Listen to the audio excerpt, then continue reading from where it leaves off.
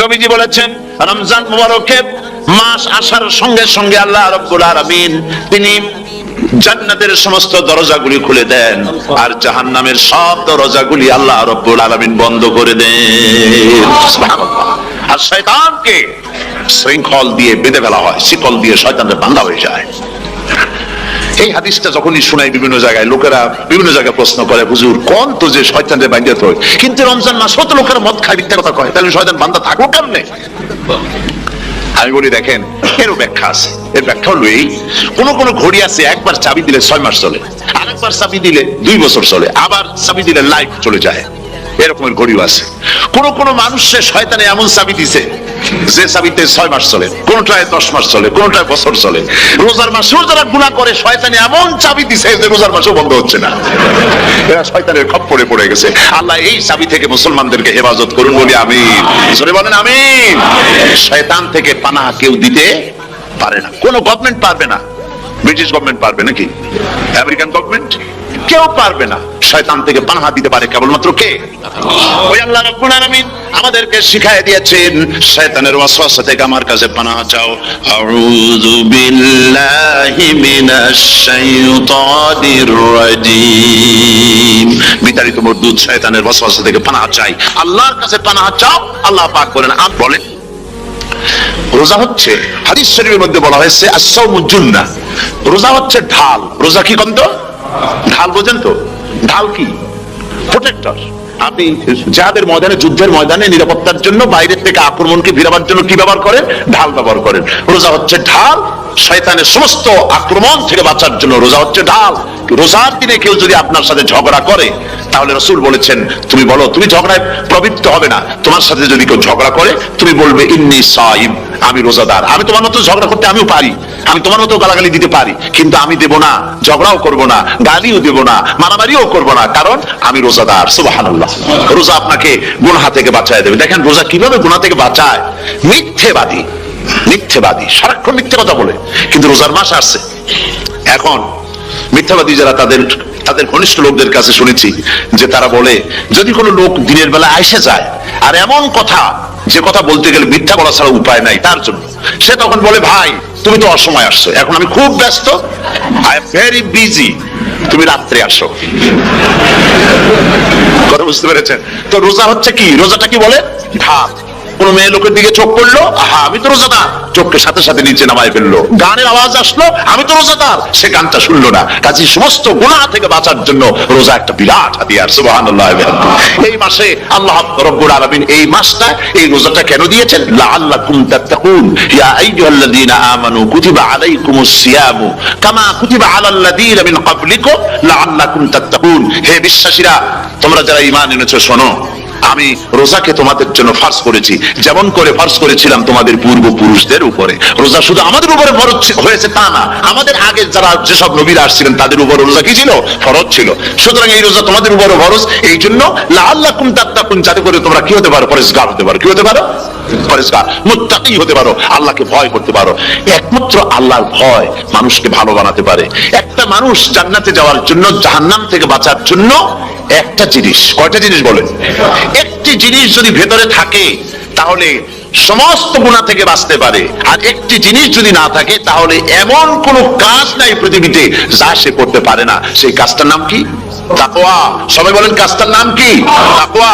যদি ভেতরে আল্লাহ পাকের ভয় থাকে, রব্বুল আলামিন আমাকে দেখছেন, তিনি আমাকে শুনতেছেন, এই ভয় যদি অন্তঃকরণের ভিতরে থাকে, তাহলে এই লোকটি কোনো গুনাহের কাজ করতে পারবে না, মিথ্যা বলতে পারবে না, ওজনে কম দিতে পারবে না, খাদ্যে ভেজাল দিতে পারবে না, শয়তানি বদমাশি করতে পারবে না।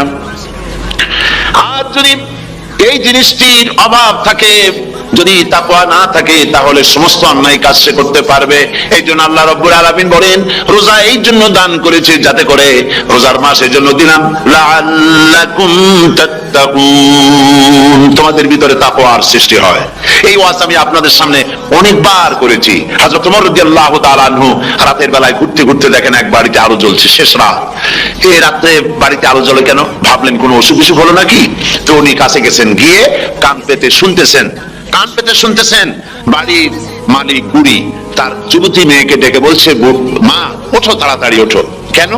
কয়েছে সকাল তো হয়ে গেল, দুধ দই এনেছি, আমি দুধ এনে রাখছি, এখন তুমি পরিমাণ মতো সবটা পাত্রে পানি দিয়ে ভরে দাও, তাহলে ওজন বেশি হবে আর আমরা ভালো লাভ করতে পারবো। মেয়ে বলছে, মা তুমি বলো কি, এটা আমার দ্বারা সম্ভব না। কেন সম্ভব নয়? হযরত ওমর এক ফরমান জারি করেছেন, তিনি বলেছেন তিনি পানিতে দুধের মধ্যে পানি মিশাতে নিষেধ করেছেন। তাছাড়া রাসূল করিম সাল্লাল্লাহু আলাইহি ওয়াসাল্লাম খাদ্যদ্রব্যে ভেজাল দিতে নিষেধ করেছেন। কাজী হযরত ওমরের এই নির্দেশকে আমি অমান্য করতে পারবো না। মা বলছে, দেখো ওমর এখন তো ঘুমাইতেছে, এত রাত্রে তিনি কি এখানে আসছেন নাকি আমাদের এই কারবার দেখতে, তুমি পানি মিশাও ইচ্ছে মতো। মেয়ে বলছে, মা হযরত ওমর ঘুমাতে পারেন, তার পুলিশেরা, তার গোয়েন্দা বিভাগের লোকেরা ঘুমাতে পারেন, হযরত ওমরের চোখকে ফাঁকি দেওয়া যাবে, হযরত ওমরের পুলিশকে ফাঁকি দেওয়া যেতে পারে, কিন্তু আল্লাহ রাব্বুল আলামিনের চোখকে ফাঁকি দেওয়া যাবে না। আমার পক্ষে সম্ভব নয়, আমি দুধে পানি মিশাতে পারবো না। হযরত ওমর রাদিয়াল্লাহু তাআলা চলে গেলেন, গিয়ে তার ছেলেকে ডেকে বললেন, ছেলে আমি তখন বুড়া হয়ে গেছি, আমার বিয়ের বয়স নাই, আমি একটা মেয়ের খোঁজ নিয়ে আসছি, যদি আমার বয়স থাকতো এই মেয়েটার আমি বিয়ে করতাম। সুবহানাল্লাহ, সুবহানাল্লাহ। এই মেয়েটা তুমি খোঁজ নাও, যদি বিয়ে না হয়ে থাকে তুমি প্রস্তাব দাও বিবাহের। কি সৌন্দর্য তিনি দেখলেন মেয়েটার মধ্যে, স্বাস্থ্য, রূপ, যৌবন, কি দেখলেন? তাকওয়া। জোরে বলেন না, কি দেখলেন? তাকওয়া। এই তাকওয়া তিনি দেখলেন। এই তাকওয়ার উপরে ভিত্তি করে আমিরুল মুমিনিন, অর্ধেক পৃথিবীর প্রেসিডেন্ট, খলিফাতুল মুসলিমিন, আমিরুল মুমিনিন হযরত ওমর তার ছেলের জন্য পুত্রবধূ করে তাকে ঘরে নিয়ে আসলেন। সুবহানাল্লাহ। ফায়দা কি হলো? ফায়দা এই হলো, এই মেয়ের গর্ভে যে মেয়ে হলো, সেই মেয়ের গর্ভে যে মেয়ে হলো, সেই মেয়ের গর্ভে ফারুকে সানি হযরত ওমর ইবনে আব্দুল আজিজ রাহমাতুল্লাহ আলাইহির মতো ফারুকে সানি আল্লাহ দান করে দিলেন।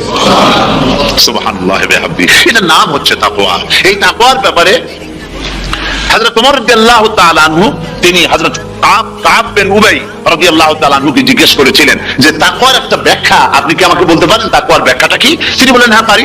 কি ব্যাখ্যা? তিনি বলেন যে দেখুন, তাকওয়ার ব্যাখ্যা হচ্ছে এই যে সংকীর্ণ একটি রাস্তা, সরু ন্যারো একটা রোড, এই ন্যারো রোডের দুই দিকে আছে কাঁটাযুক্ত লতা পাতা, এই কাঁটাযুক্ত লতা পাতার মধ্য দিয়ে এই সরু রাস্তা দিয়ে আপনি যখন যাবেন তো কিভাবে যাবেন? হযরত ওমর বললেন, আমার জামা কাপড় এইভাবে খুব আটোসাটো করে আমরা যাব, যাতে করে গায়ের চামড়াও না ছেড়ে আমার জামাও যাতে না ছিঁড়ে যায়। হযরত কাব বিন উবাই রাদিয়াল্লাহু তাআলা আনহু বলছেন, এটার নামই হচ্ছে তাকওয়া। এটার নাম কি? তাকওয়া। এটার নাম হচ্ছে তাকওয়া। দুনিয়ার অসংখ্য পাপের ভেতর থেকে আপনি চলে যাবেন, পাপ যেন আপনাকে স্পর্শ করতে না পারে। এটার নাম তাকওয়া। বাইন মাছ নিশ্চয়ই খেয়েছেন আপনারা, না লন্ডনে পাওয়া যায় না? পাওয়া যায়। এই বাইন মাছ যারা খেয়েছেন আপনারা, আমি জানি না আপনারা জানেন কিনা, বাইন মাছ কোথায় থাকে? পানিতে থাকে না কাদায় থাকে? মাশাআল্লাহ, বাইন মাছ থাকে কাদার মধ্যে। কিন্তু এই বাইন মাছ যারা ধরেছে তাদের মুখে শুনেছি আমি যে বাইন মাছ থাকে কাদায়, ওকে যখন ধরে টেনে বের করা হয় কাদার মধ্যে থেকে, এক ফোঁটা কাদা ওর গায়ে নাই। এই কলুষিত সমাজ, পাপে ভরপুর, গ্রেট ব্রিটেন, আমেরিকা, পাশ্চাত্য, আমাদের দেশ, সর্বত্র পাপ আর পাপ। এই পাপের মধ্যে বাইন মাছ শুধু খাইয়েন না, ওর কাছ থেকে শিক্ষাও গ্রহণ করেন। ও যেমন কাদার মধ্যে থাকে, কাদা ওর গায়ে লাগে না, আপনিও এই সমাজের মধ্যে আপনি আপনার কাজ চালিয়ে যান, পাপ যেন আপনাকে স্পর্শ না করে। আল্লাহ যেন পাপের থেকে আমাদের বাঁচান। আমরা বলি আমিন, সবাই বলেন আমিন। এটার নাম হচ্ছে তাকওয়া। আর তাকওয়া লম্বা জামায় তাকওয়া হয় না, লম্বা দাড়িতে তাকওয়া হয় না, পাগড়ি একটা বানলেই তাকওয়া হয় না। রাসূল সাল্লাল্লাহু আলাইহি ওয়াসাল্লাম বলেছেন তাকওয়া হা হুনা, হা হুনা, হা হুনা, তিনবার বলেছেন, মুখের দিকে দেখায় বলেছেন তাকওয়া হা হুনা। তাকওয়া হচ্ছে এখানে। এর অর্থ এই নয় যে আমি দাড়িকে আমি ছোট করে দেখছি, জামাকে ছোট করে দেখছি, তা নয়। কিন্তু বলছি যে তাকওয়াটা হচ্ছে অন্তরের ভেতরে। এই অন্তরের ভেতর থেকেই এটার বহির্প্রকাশ হতে হবে, আপনার কথায়, আপনার বলায়, আপনার ওঠায়, আপনার বসায়, আপনার চালচলনে, আপনার বিয়ে শাদীতে, আপনার ব্যবসা বাণিজ্যের সর্বত্র তাকওয়ার ছাপ প্রদর্শিত হতে হবে। তাহলেই আমার মধ্যে তাকওয়া এসেছে বলে প্রমাণ হবে। আর এটাই আল্লাহ পাক চান, রমজান মুবারকে তোমাদের মধ্যে তাকওয়া সৃষ্টি হোক। রোজা সম্পর্কে এই কথাগুলি আমি বলে নিলাম। প্রথম 10 দিন শুধু রহমত নাজিল হবে, দ্বিতীয় 10 দিনে আল্লাহ পাক শুধু মাফ করতে থাকবেন, আর তৃতীয় 10 দিনে আল্লাহ পাক জাহান্নাম থেকে মুক্ত করে দেবেন। সুবহানাল্লাহ। রমজানে মক্কা শরীফে, মদিনা শরীফে ছোট্ট একটা বাচ্চাও ঘুমায় না, অন্তত 5-7 বছর, 8-10 বছর বয়স হয়ে গেছে এরকম বাচ্চা সারা রাত্রে 1 সেকেন্ডের মধ্যে ঘুমায় না। সমস্ত লোক জাগে, ফজরের নামাজ পড়তে গিয়ে ঘুমায়, সব সমানে দুই হাতে নেকি কামাই করে। নেকি কামাইয়ের মৌসুমে বাহার, রমজান হচ্ছে নেকি কামাইয়ের বসন্তকাল। আপনারা যেন খবরদার মিস করবেন না, মিস করবেন না খবরদার। এই মাসটা পুরোপুরি কাজে লাগাবার জন্য মায়েরা, আমার মায়েরা, বোনেরা, মেহেরবানি করে এই মাসটা কাজে লাগাবেন। গীবত গাইবেন না, রাগারাগি করবেন না, ঝগড়াঝাড়ি করবেন না, মিথ্যা কথা বলবেন না, তেলাওয়াত, জিকির, আজগার।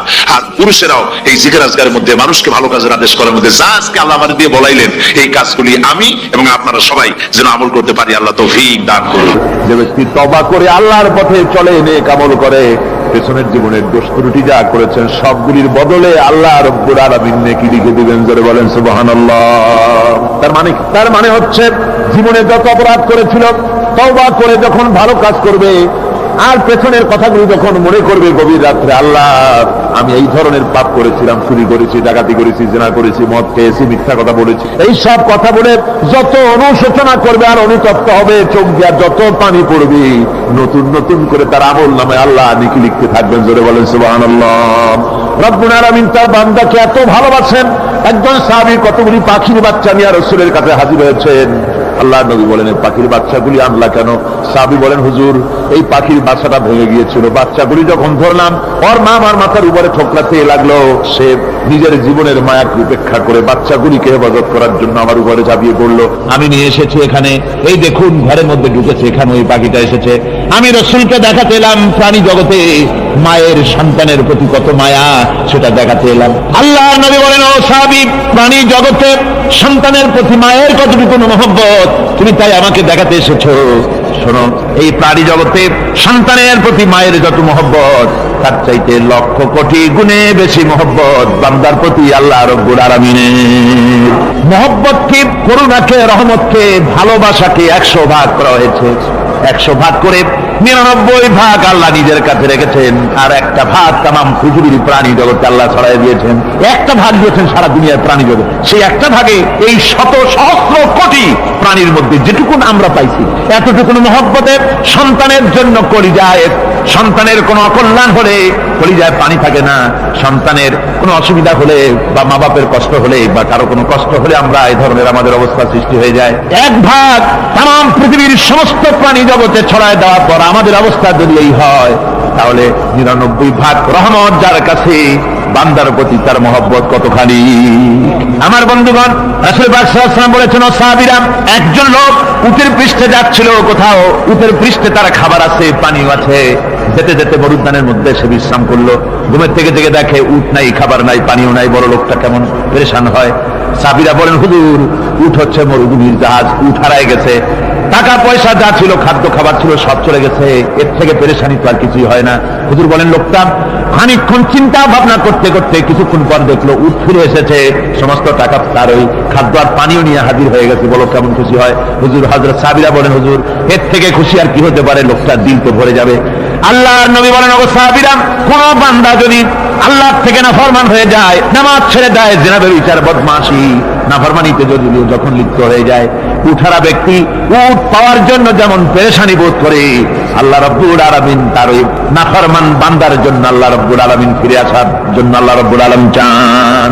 বান্দা যখন, নাফরমান বান্দা নিজের গুনাহ বুঝতে পেরে যখন সিজদায় পড়ে গিয়া কান্দে, রব্বুল আলামিন আমার গুনাহ মাফ করে দাও, এইভাবে যখন কাঁদতে থাকে, রব্বুল আলামিন, আল্লাহর হাবিব বলেন, উঠারা ব্যক্তি উঠ পেরে পড়ে, ওই ব্যক্তি যত খুশি হন। কোন নাফরমান বান্দা যখন সিজদায় পড়ে যায়, আল্লাহ রাব্বুল আলামিন এর চাইতে লক্ষ কোটি গুণে বেশি খুশি হয়ে যান।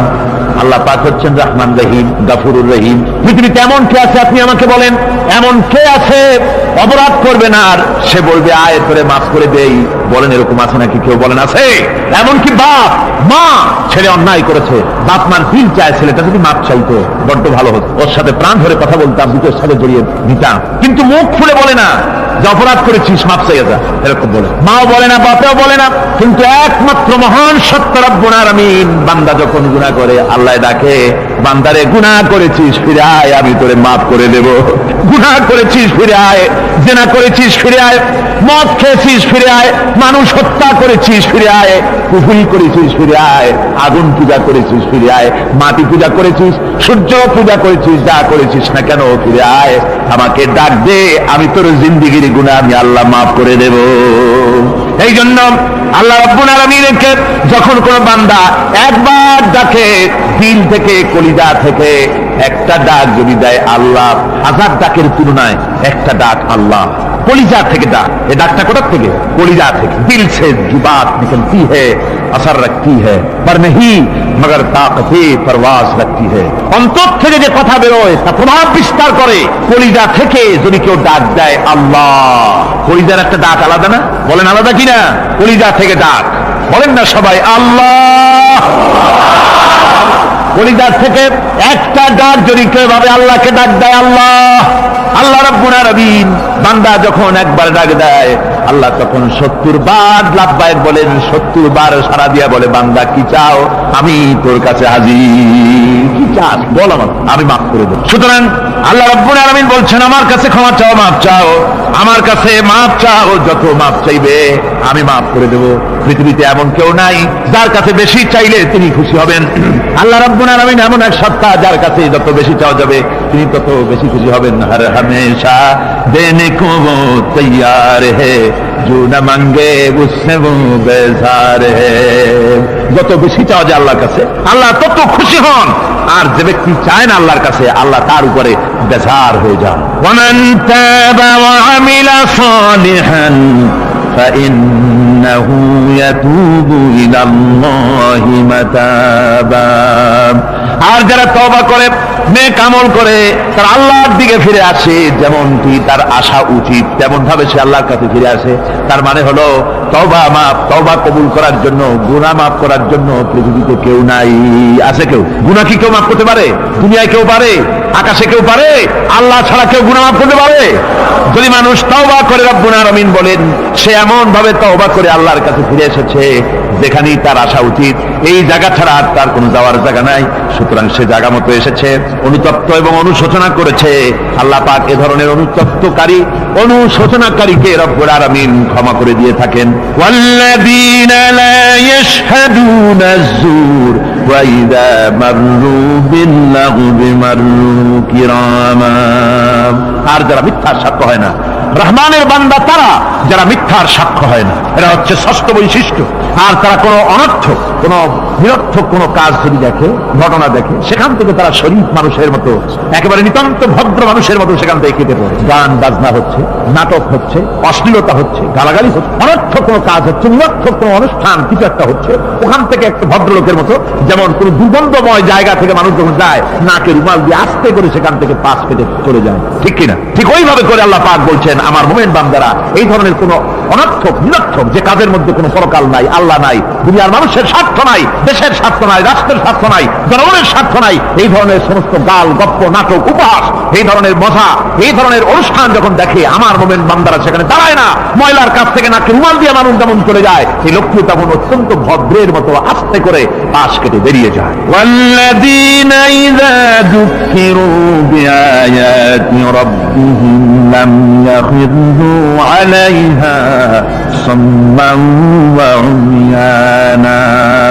আর আমার বান্দাদের 7 নম্বরের, রহমানের বান্দা, খাঁটি বান্দা যারা, তাদের 7 নম্বরের বৈশিষ্ট্য হচ্ছে যে ওই সমস্ত বান্দারা তাদের কাছে যখন আমার আয়াতকে শোনানো হয়, আমার কোরআন তেলাওয়াত করে আমার আয়াত করে যখন নসিহত শোনানো হয়, তখন তারা বোবার মতো বদিরের মতো বসে থাকে না। তারা বুঝতে পেরেছেন? রহমানের খাঁটি বান্দা যারা, তাদের কাছে কোরআনের কথা ওয়াজ করে যখন শোনানো হয়, আল্লাহর কালাম যখন শোনানো হয়, আয়াত পড়ে পড়ে যখন নসিহত শোনানো হয়, লাম ইয়াখিরু আলাইহা সুম্মান ওয়া উমিয়ানা, তখন ওই ব্যক্তি অন্ধ এবং বধিরের মতো চুপ করে বসে থাকে না, বরং আমল করা শুরু করে দেয়। ধরে বলেন সুবহানাল্লাহ। যখন সে জানলো যে এগুলি হলো আল্লাহর বিরোধী কাজ, এগুলি আল্লাহর কাজ, আল্লাহ রসুলের কাজ, তখন তা পালন করা শুরু করে দেয়। এই 5 দিন ধরে কোরআনের যে কথাগুলি হলো, এই কথাগুলি শোনার পর আপনারা কি বসে থাকবেন? বসে থাকবেন? যারা বসে থাকবে এইগুলি শোনার পরে আল্লাহ তাদেরকে বলেছেন এরা হলো অন্ধ, এরা হলো বধির, এরা হলো বোবা। আমরা আল্লাহর এই যে কথা, আমরা কি অন্ধ আর বধির আর বোবা হবো নাকি? আমরা হবো না? আমরা অন্ধ নয়, বধির নয়, বোবা নই, বরং আল্লাহ যা বলেছেন, যা শুনলাম সামি'না ওয়া আতানা, এই 5 দিন ধরে যা শুনলাম আল্লাহর কথা, কার কথা শুনলাম? আর সমস্ত কথা আমরা আমল করবো। জোরে কোন আমিন। আল্লাহ যেন কবুল করেন। জোরে কোন আমিন। আমল করা কি? বসে না থাকা কি? বসে না থাকা হচ্ছে যা শুনলাম, আল্লাহর যা ফরজ, যা হুকুম তা মানবো। আল্লাহ যা নিষেধ করেছেন তার থেকে ফিরে থাকবো, এটাই হলো কাজ। এরপরে রব্বুল আলামিন বলেন ওয়াল্লাযীনা ইয়াকুলুনা রাব্বানা হাব লানা মিন আজওয়াজিনা ওয়া যুররিয়্যাতিনা কুররাতা আয়ুনিন ওয়াজআলনা লিল মুত্তাকিনা ইমামা। রহমানের বান্দা 8 নম্বর এবং শেষ নাম্বার হচ্ছে এটা বৈশিষ্ট্য এই যে তারা রহমানের যারা খাঁটি বান্দা, আল্লাহর যারা খাঁটি বান্দা, তারা রব্বুল আলামিনের কাছে মুনাজাত করে, আমার রব, হে আমার আল্লাহ, হাবলানা মিন আজওয়াজিনা ওয়া যুররিয়াতিনা, আমাদের এবং আমাদের স্ত্রীদের আর আমাদের সন্তানদেরকে তুমি দয়া করে আমাদের চক্ষুর শীতলতা বানায় দাও, করে বলেন আমিন। ওয়াজআলনা লিল মুত্তাকিনা ইমামা, আর আমার এই সন্তানদেরকে তুমি মুত্তাকিদের ইমাম বানায় দাও। শুধু মুত্তাকি বানায় না, মুত্তাকিদের নেতা বানায় দাও, যেরকম সুবহানাল্লাহ। এই কথা, এই সূরাটা, এইটা তখনকার কথা যখন এই মুমিনদের মক্কি সূরা তো এটা, যখন মক্কা শরীফে দেখা গেল যে মুসলমানেরা যিনি ইসলাম কবুল করেছেন তার বাপ কাফের, যিনি ইসলাম কবুল করেছেন কারো বাপ কাফের, কারো মা কাফের, কারো সন্তান কাফের, কারো মেয়ে কাফের, কারো জামাই কাফের, সব প্রিয়জনেরা খুশি হালতে আছে। আর এগুলি দেখে তাদের চক্ষুর মধ্যে কাটা বিচ্ছেছিল, চক্ষু জর্জরিত হয়ে যাচ্ছিল। নিজের সন্তানের চেহারা যত ভালো হোক, সন্তান যতই শিক্ষা দীক্ষা থেকে যতই উন্নত আর ভালো হোক না কেন, সে যদি জাহান্নামের দিকে অগ্রসর হতে থাকে, কোন নেককার ইমানদার পিতার মনে তার সান্ত্বনার কারণ হতে পারে না।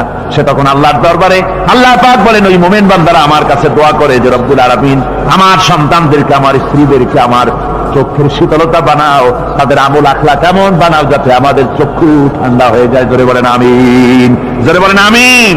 সন্তানদের জন্য আল্লাহর কাছে দোয়া করতে হবে। আপনারা দেখেন, চোখের সামনে দেখতে পাচ্ছেন সন্তান সিনেমায় যাচ্ছে, সন্তান নামাজ পড়ে না, সন্তান রোজা রাখে না, সন্তান মানুষের তৈরি করা মতাদর্শের পেছনে স্লোগান দিচ্ছে, দৌড়াচ্ছে, আর আপনি পিতা হয়ে তাকে ঠেকাচ্ছেন না। ওই ছেলে তো জাহান্নামে যাচ্ছে, আপনার দরদ হওয়া উচিত, ওই ছেলেকে ফিরানো দরকার আর আল্লাহর কাছে দোয়া করা দরকার। আমার বন্ধুগণ, দোয়া আল্লাহ নিজেই শিখাই দিচ্ছেন, দোয়া করো। পড়েন আমার সাথে, রব্বানা হাব লানা মিন আজওয়াজিনা ওয়া যুররিয়্যাতিনা কুররাতা আয়ুন ওয়াজআলনা লিল মুত্তাকিনা ইমামা। أولئك يجزون الغرفة بما صبروا ويلقون فيها تحية وسلاما। আল্লাহ পাক বলেন এই সব লোকদের জন্য তারা যে সবর করেছিল, সেই সবরের কারণে আমি তাদের উত্তম জাযা দান করব। আর তাদের জন্য ফেরেশতারা চতুর্দিক থেকে, ফেরেশতারা তাদের জন্য সম্বোধন করবে, তাদেরকে সম্বর্ধনা দিবে, ফেরেশতারা তাদের সম্বর্ধনা দিবে। ওয়াল মালাইকাতু ইয়াদখুলুনা আলাইহিম মিন কুল্লি বাবিন সালামুন আলাইকুম বিমা সাবারতুম ফানি'মা উকবাদ। চতুর্দিক থেকে ফেরেশতারা আসতে থাকবে আর তারা সালাম দিতে থাকবে, তাদেরকে সম্বর্ধনা দেবে বেহেশতীদেরকে, আর বলবে তোমাদের জন্য এই পরকালের এই ঘরটাই, জায়গাটা কতই না উত্তম করে আল্লাহ তৈরি করে রেখেছেন। বলেন সুবহানাল্লাহ।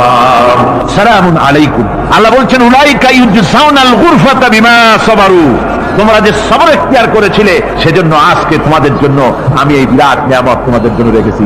দিনকে চালু করতে গেলে, ইসলামী আন্দোলন করতে গেলে বিপদ আসে, আর সেই বিপদে সবর এখতিয়ার করতে হয়। কত ভয় আসে, লোভ আসে, কত কিছু আসে, এগুলিকে উপেক্ষা করে যারা ইসলামী আন্দোলনের জন্য নফসের খায়েশকে, আরামকে হারাম করে দিয়ে আন্দোলনে যারা ঝাঁপিয়ে পড়তে পারে, তাদের জন্য আল্লাহ পাক এই সমস্ত নিয়ামত রেখে দিয়েছেন। কুল মা ইয়াবাউ বিকুম রাব্বি লাউলা দুআউকুম ফাকাদ কাযাবতুম ফাসাউফা ইয়াকুনু লিজামা।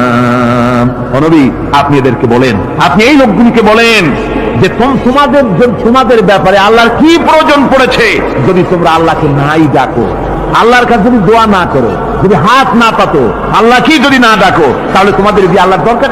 ফাকাদ কাযাবতুম, তোমরা তো স্বীকার করে চলছো। ফাসাউফা ইয়াকুনু লিজামা, খুব তাড়াতাড়ি করে তোমরা বুঝতে পারবে, এমন অবস্থা, এমন আযাব আসবে যে তখন তোমাদের প্রাণ বাঁচানোই দায় হয়ে পড়বে। আমার বন্ধুগণ, একটা মানুষের সাথে, মানুষের সৃষ্টি আর পাথরও সৃষ্টি, পাথরও একটা মাখলুক, মানুষও মাখলুক। পাথরের সাথে মানুষের পার্থক্য কোথায়? পাথর আল্লাহর দরবারে হাত তুলতে পারে না, আল্লাহকে ডাকতে পারে না, মোনাজাত করতে পারে না। মানুষ ডাকতে পারে, হাত তুলতে পারে, তারা হাত দেওয়া আছে। মানুষ হয়ে যদি আল্লাহর দরবারে হাত তুলতে না পারলেন, চোখের পানি যদি না ফেলতে পারলেন, আল্লাহ পাক বলছেন, ও নবী বলে দেন, আপনি বলুন তোমাদের দিয়ে কি প্রয়োজন আল্লাহর? লাউলা দুআউকুম, তোমরা যদি সেই আল্লাহকে যদি না ডাকো, যদি তার কাছে হাত না তোলো, তাহলে তোমাদের যে আল্লাহর দরকারটা কি? তোমাদেরকে রব্বুল আলামিন তৃণখণ্ডের মতো উড়িয়ে দিবেন, কোন মর্যাদা থাকবে না আল্লাহর কাছে। সুতরাং মর্যাদা পেতে হলে আল্লাহকে ডাকতে হবে, আল্লাহর কাছে চাইতে হবে। এভাবে করে আল্লাহ পাক তার বান্দাদেরকে নির্দেশ করছেন। আমার বন্ধুগণ, এই মোট 8টি বৈশিষ্ট্য ইসলামের আপনার মুমিন বান্দাদের জন্য, রহমানের খাঁটি বান্দাদের জন্য এই 8টি বৈশিষ্ট্য আল্লাহ পাক দান করেছেন। এই 8টি বৈশিষ্ট্য যেন আল্লাহ পাক আমাদের মধ্যে দান করে দেন। জোরে বলেন আমিন, আরো জোরে বলেন আমিন। 8টি বৈশিষ্ট্যের জন্য আল্লাহ পাক বেহেশত রেখেছেন। 8টি বেহেশত কয়টি? এই 8টি বেহেশতের দরওয়াজা আল্লাহ যেন আমাদের জন্য কিয়ামতে খুলে দেন। জোরে বলেন আমিন। আমার ভাইরা, আল্লাহ রাব্বুল আলামিন এই কোরআন যে নাযিল করেছিলেন, এই কোরআন দিয়ে এই ধরনের নৈতিক গুণে গুণান্বিত একটা জনসমষ্টি তৈরি করেছিলেন আল্লাহর হাবিব জনাব মুহাম্মদ রাসূলুল্লাহ সাল্লাল্লাহু আলাইহি ওয়াসাল্লাম। আর সেই জনসমষ্টি দিয়ে রাসূল পাক সাল্লাল্লাহু আলাইহি ওয়াসাল্লাম একটি ইসলামী কল্যাণমূলক রাষ্ট্র তৈরি করেছিলেন। রাসূলুল্লাহ কি করেছিলেন? একটা রাষ্ট্র। এই যা বললাম, এই 5 দিন ধরে যা বললাম, এই সব গুণাবলী দিয়ে, এই সব বৈশিষ্ট্য দিয়ে রাসূলুল্লাহ একটা জনগোষ্ঠী তৈরি করেছিলেন। সেই জনগোষ্ঠী নিয়ে মক্কি জিন্দেগি থেকে রাসূলুল্লাহ মদিনায় আসলেন। আর মদিনায় এসে রাসূলুল্লাহ এখন রাষ্ট্রপ্রধান হয়ে গেলেন। কি হয়ে গেলেন? রাষ্ট্রপ্রধান, প্রেসিডেন্ট হয়ে গেলেন। রাসূলুল্লাহ আজকে প্রেসিডেন্ট, রাষ্ট্র হলো। আর কোরআন দিলেন সংবিধান হিসেবে, শাসনতন্ত্র হিসেবে। আল্লাহর নবী বললেন, আজকে আমি দেশবাসীকে এমন একটা কনস্টিটিউশন, এমন একটি সংবিধান দেশবাসীকে আমি দিলাম, যেই সংবিধানের বদৌলতে সমাজে আর চুরি থাকবে না, ডাকাতি থাকবে না, জিনা থাকবে না, ব্যভিচার থাকবে না। এর বদৌলতে মানুষ এখন দরজা খুলে ঘুমাতে পারবে, আর কোনো অশান্তি থাকবে না, চুরি হবে না, ডাকাতি হবে না, নারী ধর্ষণ হবে না, হত্যা হবে না, আরামের জমিন হয়ে যাবে, আর মানুষ শান্তিতে বসবাস করতে পারবে। হুজুর বললেন, খায়রুল কুরুনি কারনি, সর্বশ্রেষ্ঠ যুগ হচ্ছে আমার যুগ। আমার বন্ধুগণ, কোরআনের সমাজই ছিল পৃথিবীর সর্বশ্রেষ্ঠ সমাজ। সেই সমাজ ব্যবস্থাকে আমরা ভুলে গিয়েছি। আজকে সমাজতন্ত্র ব্যর্থ হলো কেন? কমিউনিজম ব্যর্থ হলো কেন? ব্যর্থ হওয়ার একমাত্র কারণ হলো তারা মানুষকে খেতে দিতে পারে নাই, পড়তে দিতে পারে নাই। পুঁজিবাদও ব্যর্থ, সমাজতন্ত্র ব্যর্থ। আসলে ওরা বলেছে, আমরা সবাইকে সমান করে দেব, খাইতে দেব, পড়তে দেব, কাপড় দেব, চোপড় দেব, ওষুধ দেব, তোমাদের মৌলিক অধিকার, মৌলিক প্রয়োজন মিটাবো, এগুলি সব তারা বলেছে। কিন্তু মৌলিক প্রয়োজন মিটাতে পারে নাই। 70 বছর জেলে পারল না, বিদায় হয়ে গিয়েছে। মৌলিক প্রয়োজন মিটাতে পারে শুধুমাত্র কোরআন। কে মিটাতে পারে? কে পারে? কোরআন পারে মানুষের মৌলিক প্রয়োজন মিটাতে। তাই এই কোরআনে কারীমকে আল্লাহ রাব্বুল আলামিন অবতীর্ণ করলেন। আর কোরআন দিয়ে রাসূল পাক সাল্লাল্লাহু আলাইহি ওয়াসাল্লাম একটা সমাজ তৈরি করলেন, এমন সমাজ যেখানে রাষ্ট্রপ্রধানের পেট ফুলে উঠলো না খাইয়া, রাষ্ট্রপ্রধানের বিরাট বিল্ডিং উঠলো না, বিদেশে টাকা জমা হলো না। আজকে আমরা দেখি পৃথিবীতে কত জায়গায় রাষ্ট্রপ্রধান নিজের ছেলেপেলে নাই, হাওলাত করা ছেলে একটা, তাও যদি এত টাকা পয়সা বিদেশে জমা করে, তাহলে মানুষেরা মন্তব্য করে, যদি নিজের ছেলে থাকতো তাহলে তো গোটা বাংলাদেশ বিদেশি ব্যাংকে জমা দিয়ে দিত। ইসলাম পৃথিবীতে এসেছে মানুষকে এমন এক শান্তির বিধান দিতে। রাষ্ট্রপ্রধান মুহাম্মদ রাসূলুল্লাহ সাল্লাল্লাহু আলাইহি ওয়াসাল্লাম, মানুষ খাবার পেয়েছে, দরজা খুলে ঘুমাবার সুযোগ পেয়েছে। আজ হযরত আবু হুরায়রা রাদিয়াল্লাহু তাআলা আনহু বলেন, আমি রাসূলুল্লাহর কাছে গেলাম, হুজুরকে গিয়ে সালাম করলাম। আল্লাহর নবী সালামের জবাব দিলেন, কিন্তু দেখতে পেলাম মুখ নড়ে, আওয়াজ বেরোলো না। কারণ কি? কাছে গিয়ে দেখি নবীজির ক্ষুধার যন্ত্রণায় কথা বলতেছেন, আওয়াজ বেরোতেছে না। এত ক্ষুধা লেগেছে আল্লাহর নবীর। 2-4 দিন চলে গেছে, খাবার নাই। রাসূলুল্লাহ সমস্ত গনিমতের মাল, যাকাত সদকার মালগুলি, খাদ্য দ্রব্যগুলি 2 হাতে বিতরণ করেছেন। নিজের পেটে খাবার নাই, মানুষকে দিতেছেন। দিতে দিতে এশার নামাজ পড়ে নবীজি ঘরের মধ্যে প্রবেশ করে হযরত আয়েশা সিদ্দিকা রাদিয়াল্লাহু তাআলা আনহাকে ডেকে বলেন, আয়েশা রে, সারাদিন কষ্ট করেছি, দারুণ ক্ষুধা লেগেছে, তাড়াতাড়ি করে কিছু খাবার আমার এনে দাও। হযরত আয়েশা হুজুরের ক্ষুধার্ত শ্রান্ত ক্লান্ত চেহারার দিকে তাকাইয়া হযরত আয়েশা কেঁদে ফেলেছেন। হযরত মা আয়েশা কাঁদেন আর বলেন, ইয়া রাসূলুল্লাহ, হে আল্লাহর নামের কসম করে বলি, আমি আয়েশার ঘরে কোনো পানি ছাড়া কোনো খাবার নাই। এই ছিল রাসূলের আদর্শ।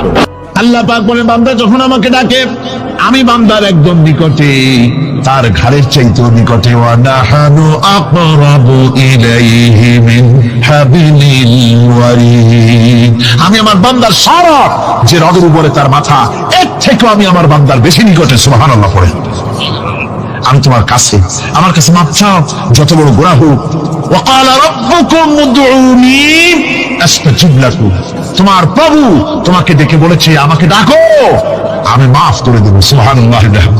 কত বড় কথা, আমাকে ডাকো, নিরাশ হও না, হতাশ হও না। আল্লাহর গজব বেশি না রহমত বেশি? আল্লাহর রহমত বেশি। হাদিসে কুদসির ভিতরে এসেছে, আল্লাহ পাক বলেছেন কোন বান্দা যদি আমার দিকে এক বিগত অগ্রসর হয়, আমার রহমত তার দিকে এক হাত এগিয়ে যায়। কোন বান্দা যদি আমার দিকে হেঁটে আসে, আমার রহমত তার দিকে দৌড়ে যায়। বান্দা যখন আল্লাহর দরবারে দু হাত উঁচু করে চোখের পানি ফেলে দেয়, মুসলিম শরীফের হাদিসের ভিতরে এসেছে গভীর রাত্রে, রাতের তৃতীয় অংশে আল্লাহ রাব্বুল আলামিন প্রথম আকাশে আসেন আর দেখে বলেন পৃথিবীতে আছো নাকি কেউ গুনাহ করে জীবন বরবাদ করে দিয়েছো, আমার কাছে মাফ চাও। ঋণগ্রস্ত আছো, অসুস্থ আছো, অপমানিত আছো, কে আছো মাজলুম, আমাকে ডাকো, আমার কাছে বলো, আমি ডাকের সারা দেব, জীবনের আশা পূরণ করে দেব। ওই সময় যে সমস্ত লোকেরা কাঁদে তাহাজ্জুদের নামাজ পড়ে, আল্লাহ জিজ্ঞেস করেন ফেরেশতারা অমুক অমুক দেশ অমুক অমুক বান্দারা কাঁদে কেন? ফেরেশতারা বলে রব্বুল আলামিন তুমি তো ভালো করে জানো। আল্লাহ বলেন জানি, তবুও তোমাদের মুখে শুনতে চাই। তারা বলে রব্বুল আলামিন তোমার এই বান্দা গুনাহ করেছে, গুনাহর জন্য মাফ চায়, জাহান্নাম থেকে বাঁচতে চায়। আল্লাহ পাক বলেন ফেরেশতারা আমার এই বান্দারা আমারে দেখেছে নাকি? বলে দেখে নাই। বলে আমার দোজখ দেখেছে নাকি? বলে না, তাও দেখে নাই। আমার বেহেশত দেখেছে নাকি? বলে না, তাও দেখে নাই। আল্লাহ পাক বলেন ফেরেশতারা সাক্ষী রাখো, ওরা আমাকে দেখে নাই, আমার বেহেশত দোজখ কিছুই দেখে নাই, শুধুমাত্র আমার নবীর কথা, আমার কোরআনের কথা বিশ্বাস করে আরামের ঘুমকে হারাম করে যেভাবে তারা কাঁদতেছে, সাক্ষী থেকে যাও ফেরেশতারা আমার রহমতের দরিয়ায় জোশ মেরেছে, আমার ওই ক্রন্দনরত বান্দাগুলিকে আমি আল্লাহ মাফ করে দিলাম।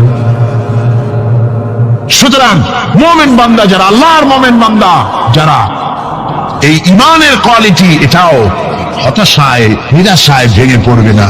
গুনাহ তো মানুষই করে, গুনাহ হয়ে গেছে মাপ চাও। তোমার গুনাহ কদ্দূর? তোমার গুনাহ যদি হয় পাহাড় সমান, আল্লাহর রহমত আকাশ সমান। জাহান্নামের কঠিন শাস্তি থেকে বাঁচতে হলে আল্লাহর প্রতি ঈমান আনতে হবে। আর ঈমান আনলে যে কোয়ালিটিগুলি হওয়া উচিত, সেগুলি আমি আপনাদের সামনে আলোচনা করছি। এরপর আরেকটি কোয়ালিটি হবে মুমিনের, তা হলো কঠোর কঠিন বিপদে অবিচল থাকবে, বিপদে ভেঙে পড়বে না। বিপদ আপদ, শত্রুতা, ক্ষয় ক্ষতি যা কিছু হয় সবই আল্লাহর পক্ষ থেকে, এটা মেনে নিতে হবে এবং ধৈর্য ধারণ করতে হবে। বিপদ মুসিবত শুধু উম্মতের জন্য নয়, দুনিয়ার সমস্ত নবীদের বিপদ এসেছে, হয় না? নবীদের বিপদ আসে নাই? কোরআনে কারীম থেকে শুনুন, আল্লাহ রাব্বুল আলামিন বলেন ওয়া কাযালিকা জাআলনা লিকুল্লি নাবিয়্যিন আদুওয়ান মিনাল মুজরিমিন। আল্লাহ পাক বলেন এমনি করে আমি সকল নবীদের শত্রু বানিয়ে দিয়েছি, সব পাপিষ্ঠ আর অপরাধ প্রবণ লোকদেরকে। প্রত্যেক যুগে নবীদের শত্রু ছিল, প্রত্যেক যুগে নবীদের কি ছিল? শত্রু ছিল। সে শত্রু কারা ছিল? আল্লাহ পাক বলছেন নবীদের শত্রু ছিল পাপিষ্ঠ আর অপরাধ প্রবণ লোক, এরাই ছিল নবীদের দুশমন। রাসূলগণের অবস্থা যদি এই হয়, তাহলে তার উম্মত, ওই দিনের ধারক বাহক যারা, তাদের বুঝি বিপদ আপদ হবে না নাকি? হবে কিনা? তো ইসলামের বিরোধিতা যারা করে, কোরআনের পরিভাষায় বলা হয়েছে ইসলামের দুশমন, নবীদের দুশমন। দুনিয়ার সব পাপিষ্ঠ আর অপরাধ প্রবণ লোকেরাই ইসলামের দুশমন হয়, নবীদের দুশমন হয়। আজও দেখেন, আজও তাকিয়ে দেখেন, ইসলামী আন্দোলনের বিরোধিতা যারা করে তারা পাপিষ্ঠ চরিত্রের কিনা, তাকায় দেখেন, খুঁজে দেখেন, সর্বত্র খুঁজে দেখুন, খুঁজে দেখুন। যারা ইসলামী আন্দোলনের বিরোধিতা করে, যারা ইসলামকে মিটিয়ে দেওয়ার চেষ্টা করতেছে, যারা ইসলামকে মৌলবাদ বলে, ইসলামকে সাম্প্রদায়িক বলে, কোরআনে কারীমের কথা কত স্পষ্ট যে নবীদের দুশমন হয়, ইসলামের দুশমন হয় মুজরিম লোকেরা, অপরাধ প্রবণ আর পাপিষ্ঠ লোকেরা। আজও আমরা দেখতে পাই এই শ্রেণীর লোকেরা পাপিষ্ঠ এবং সবচাইতে সমাজের নিকৃষ্ট ধরনের চরিত্রহীন লোক। নামাজ নাই, আপনি খুঁজে দেখেন ইসলামী আন্দোলনের বিরোধিতা যারা করছে, যারা নেতৃত্ব দিচ্ছে, নামাজ নাই, রোজা নাই, চরিত্র নাই, হজ নাই, যাকাত নাই, মদ, জুয়া, জেনা, ব্যভিচার ইত্যাদিতে লিপ্ত।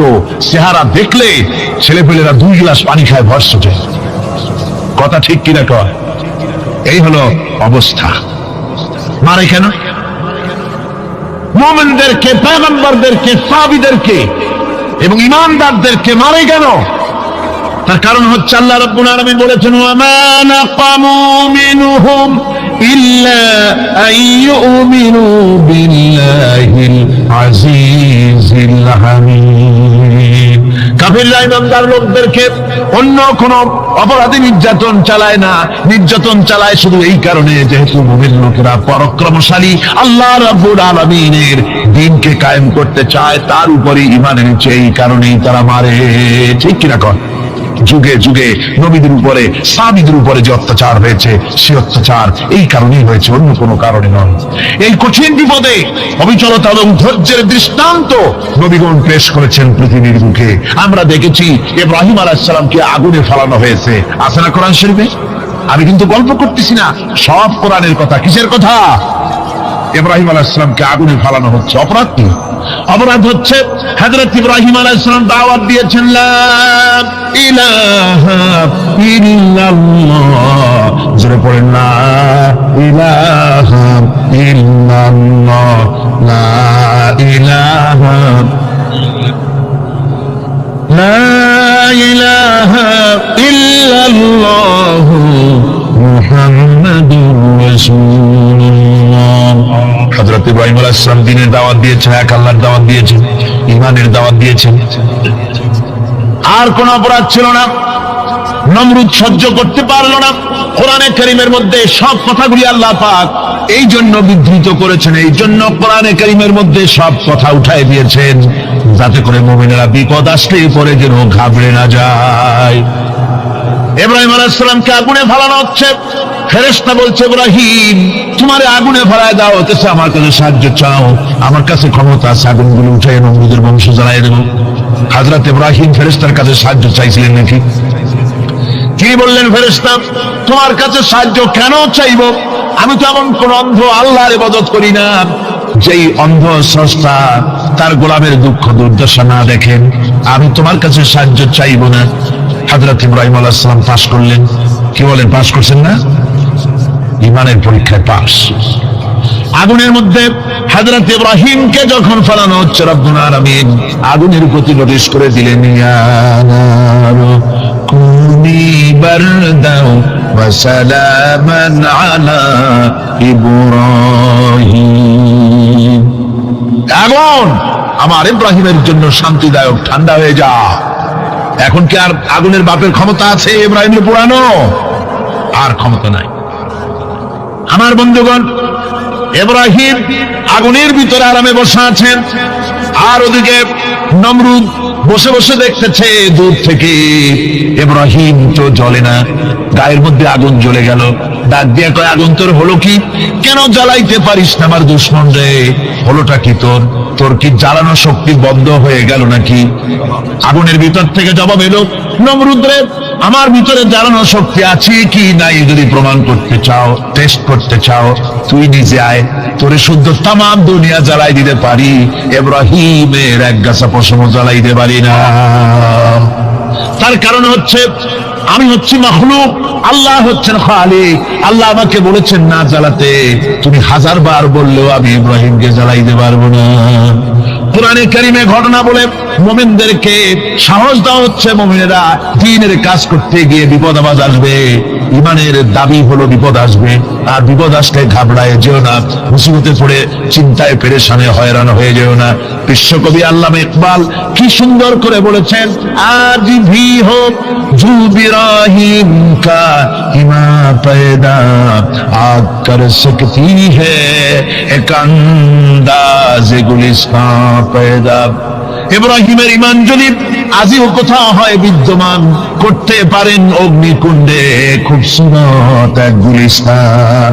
আজও যদি আগুনের ভিতরে কোন নমরুদ কোন ইব্রাহিমকে যদি ফেলে দেয়, আল্লাহ রাব্বুল আলামিন আজও আগুনকে ফুলের বাগান বানায়া দিবেন। সুবহানাল্লাহ। ভয় পাওয়ার কারণ নাই, চিন্তা করার কোনো কারণ নাই। আমার বন্ধুগণ, হযরতে হুদ আলাইহিস সালামকে যখন সমাজের লোকেরা, রাষ্ট্রের লোকেরা ঘিরে ফেলে দিল, সমাজ শক্তি, রাষ্ট্র শক্তি যখন তাকে ঘিরে ফেলে দিল, ষড়যন্ত্রের পাহাড় তুলে দিল, তারে মেরে ফেলে দিবে, হযরত হুদ দেশ থেকে তা পালায় গেলেন না, ভয় পেলেন না।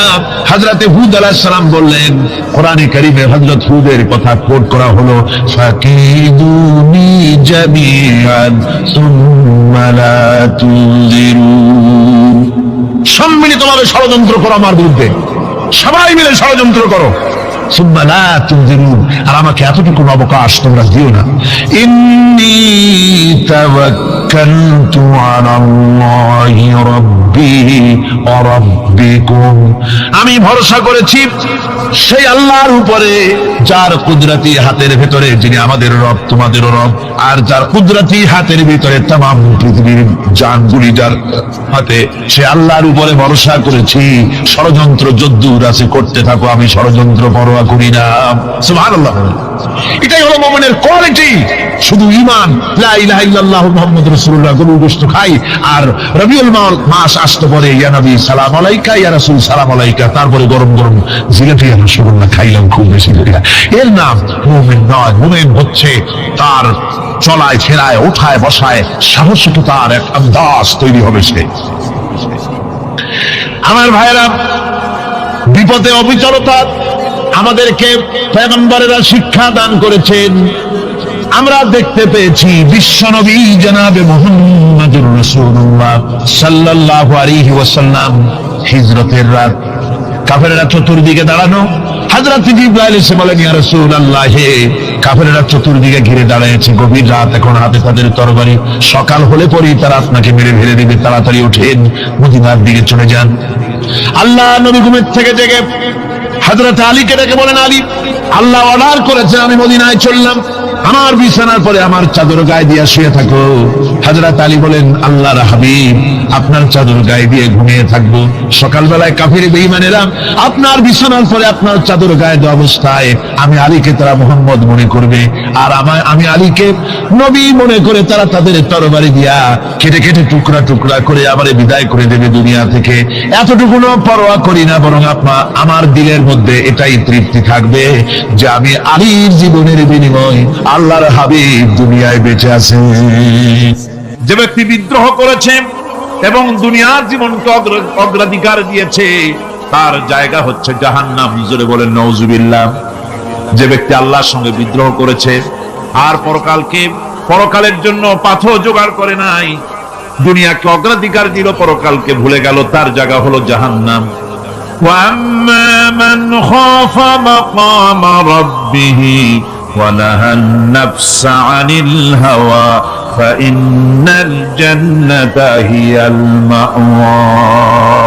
আর যে ব্যক্তি আপন প্রভুর সামনে উপস্থিত হকে ভয় করেছে এবং আপন প্রবৃত্তিকে লালসা মুক্ত করেছে, লালসার হাত থেকে রক্ষা করেছে, আল্লাহ রাব্বুল আলামিন কিয়ামতের দিন তার জন্য রেখে দিয়েছেন জান্নাত।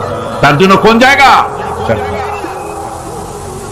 আমাদেরকে পরকাল ভিত্তিক জীবন যাপন যদি করি, তাহলে কবরের জবাবগুলি খুব আসান হবে। আর যদি পরকাল ভিত্তিক জীবন যাপন না হয়, কবরটা মুসিবত হয়ে যাবে। হযরত ওসমান রাদিয়াল্লাহু তাআলা আনহু কবরের কাছে গিয়ে খুব কাঁদতেন। সাহাবায়ে কেরাম প্রশ্ন করেছেন, হুজুর, রাসূল করিম সাল্লাল্লাহু আলাইহি ওয়াসাল্লাম যখন জান্নাত ও জাহান্নামের ওয়াজ করেন, কখনো তো এত বেশি আপনি কাঁদেন না, যত বেশি কাঁদেন কবরের কাছে এসে, কারণ কি? হযরত ওসমান রাদিয়াল্লাহু তাআলা আনহু বলতেন, আমার সাথীরা, আমি আমার হাবিবের কাছে, আল্লাহ রাব্বুল আলামিনের রাসূলের কাছে আমি শুনেছি, এই কবরটাই হলো প্রথম স্টেশন, এই কবরটাই হলো প্রথম ইমিগ্রেশন কাউন্টার। এই জায়গায় কেউ যদি ধরা পড়ে যায়, কারো যদি চার্জশিট হয়ে যায়, সব জায়গায় ধরা পড়ে যাবে, হাসরে মিজানে সিরাতে কোনো জায়গায় নাজাত পাবে না। আর এই কবরটা যদি কেউ মুক্তি পেয়ে যায়, মিজান সিরাত হাসর সব জায়গা থেকে আল্লাহ তারে ভালোভাবে পার করে দিবেন। এটা হলো আসল জায়গা, মারাত্মক জায়গা, খুব মারাত্মক জায়গা। আমি এটাকে ইমিগ্রেশন কাউন্টার বলেছি আমার ভাষা। ইমিগ্রেশন কাউন্টার যারা বিদেশ ভ্রমণ করেছেন তারা জানেন। লন্ডন যাবেন, আমেরিকা যাবেন, সৌদি আরব যাবেন, যে কোনো বিদেশে যাবেন, গেলেই পাসপোর্ট তারা দেখবে। পাসপোর্টে আপনার ন্যাশনালিটি কোনটা সেটাই তারা জানতে চাইবে। আপনি কোন দল করেন এটা তারা জানতে চাইবে না। আপনি কোন ভাষায় কথা বলেন তাও তাদের জানার দরকার নেই। প্রথমেই তারা আপনার ন্যাশনালিটি দেখবে, আপনার আইডেন্টিটি কি তারা জানতে চাইবে। তারপরে যদি স্যাটিসফ্যাক্টরি হয় আপনাকে ভিসা দিয়ে ভেতরে ঢুকবার ব্যবস্থা করে দেবে। আর যদি তারা স্যাটিসফাইড না হয় তাহলে আপনাকে মেহমানখানায় ঢুকানো হবে গ্রেফতার করে। কবর হচ্ছে এ ধরনের একটি ইমিগ্রেশন কাউন্টার। কবরের ভিতরে মানুষ যখনই রাখা হবে সঙ্গে সঙ্গে দুজন ফেরেশতা আসবে।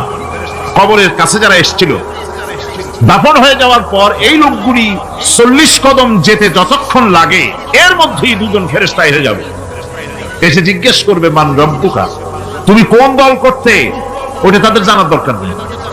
চাকরি কিসে করতেন ওটা জানার দরকার নেই। ব্যবসা করতেন না চাকরি করতেন প্রয়োজন নেই।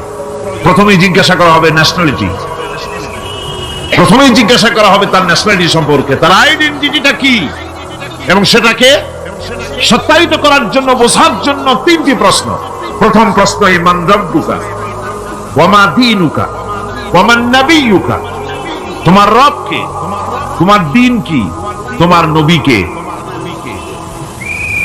যদি এই ব্যক্তি বেঈমান হয়, মুনাফিক হয়, সে বলবে হায় হাতা লা আদরি, হায় হাতা লা আদরি, জানি না আমার রবকে আমি জানি না।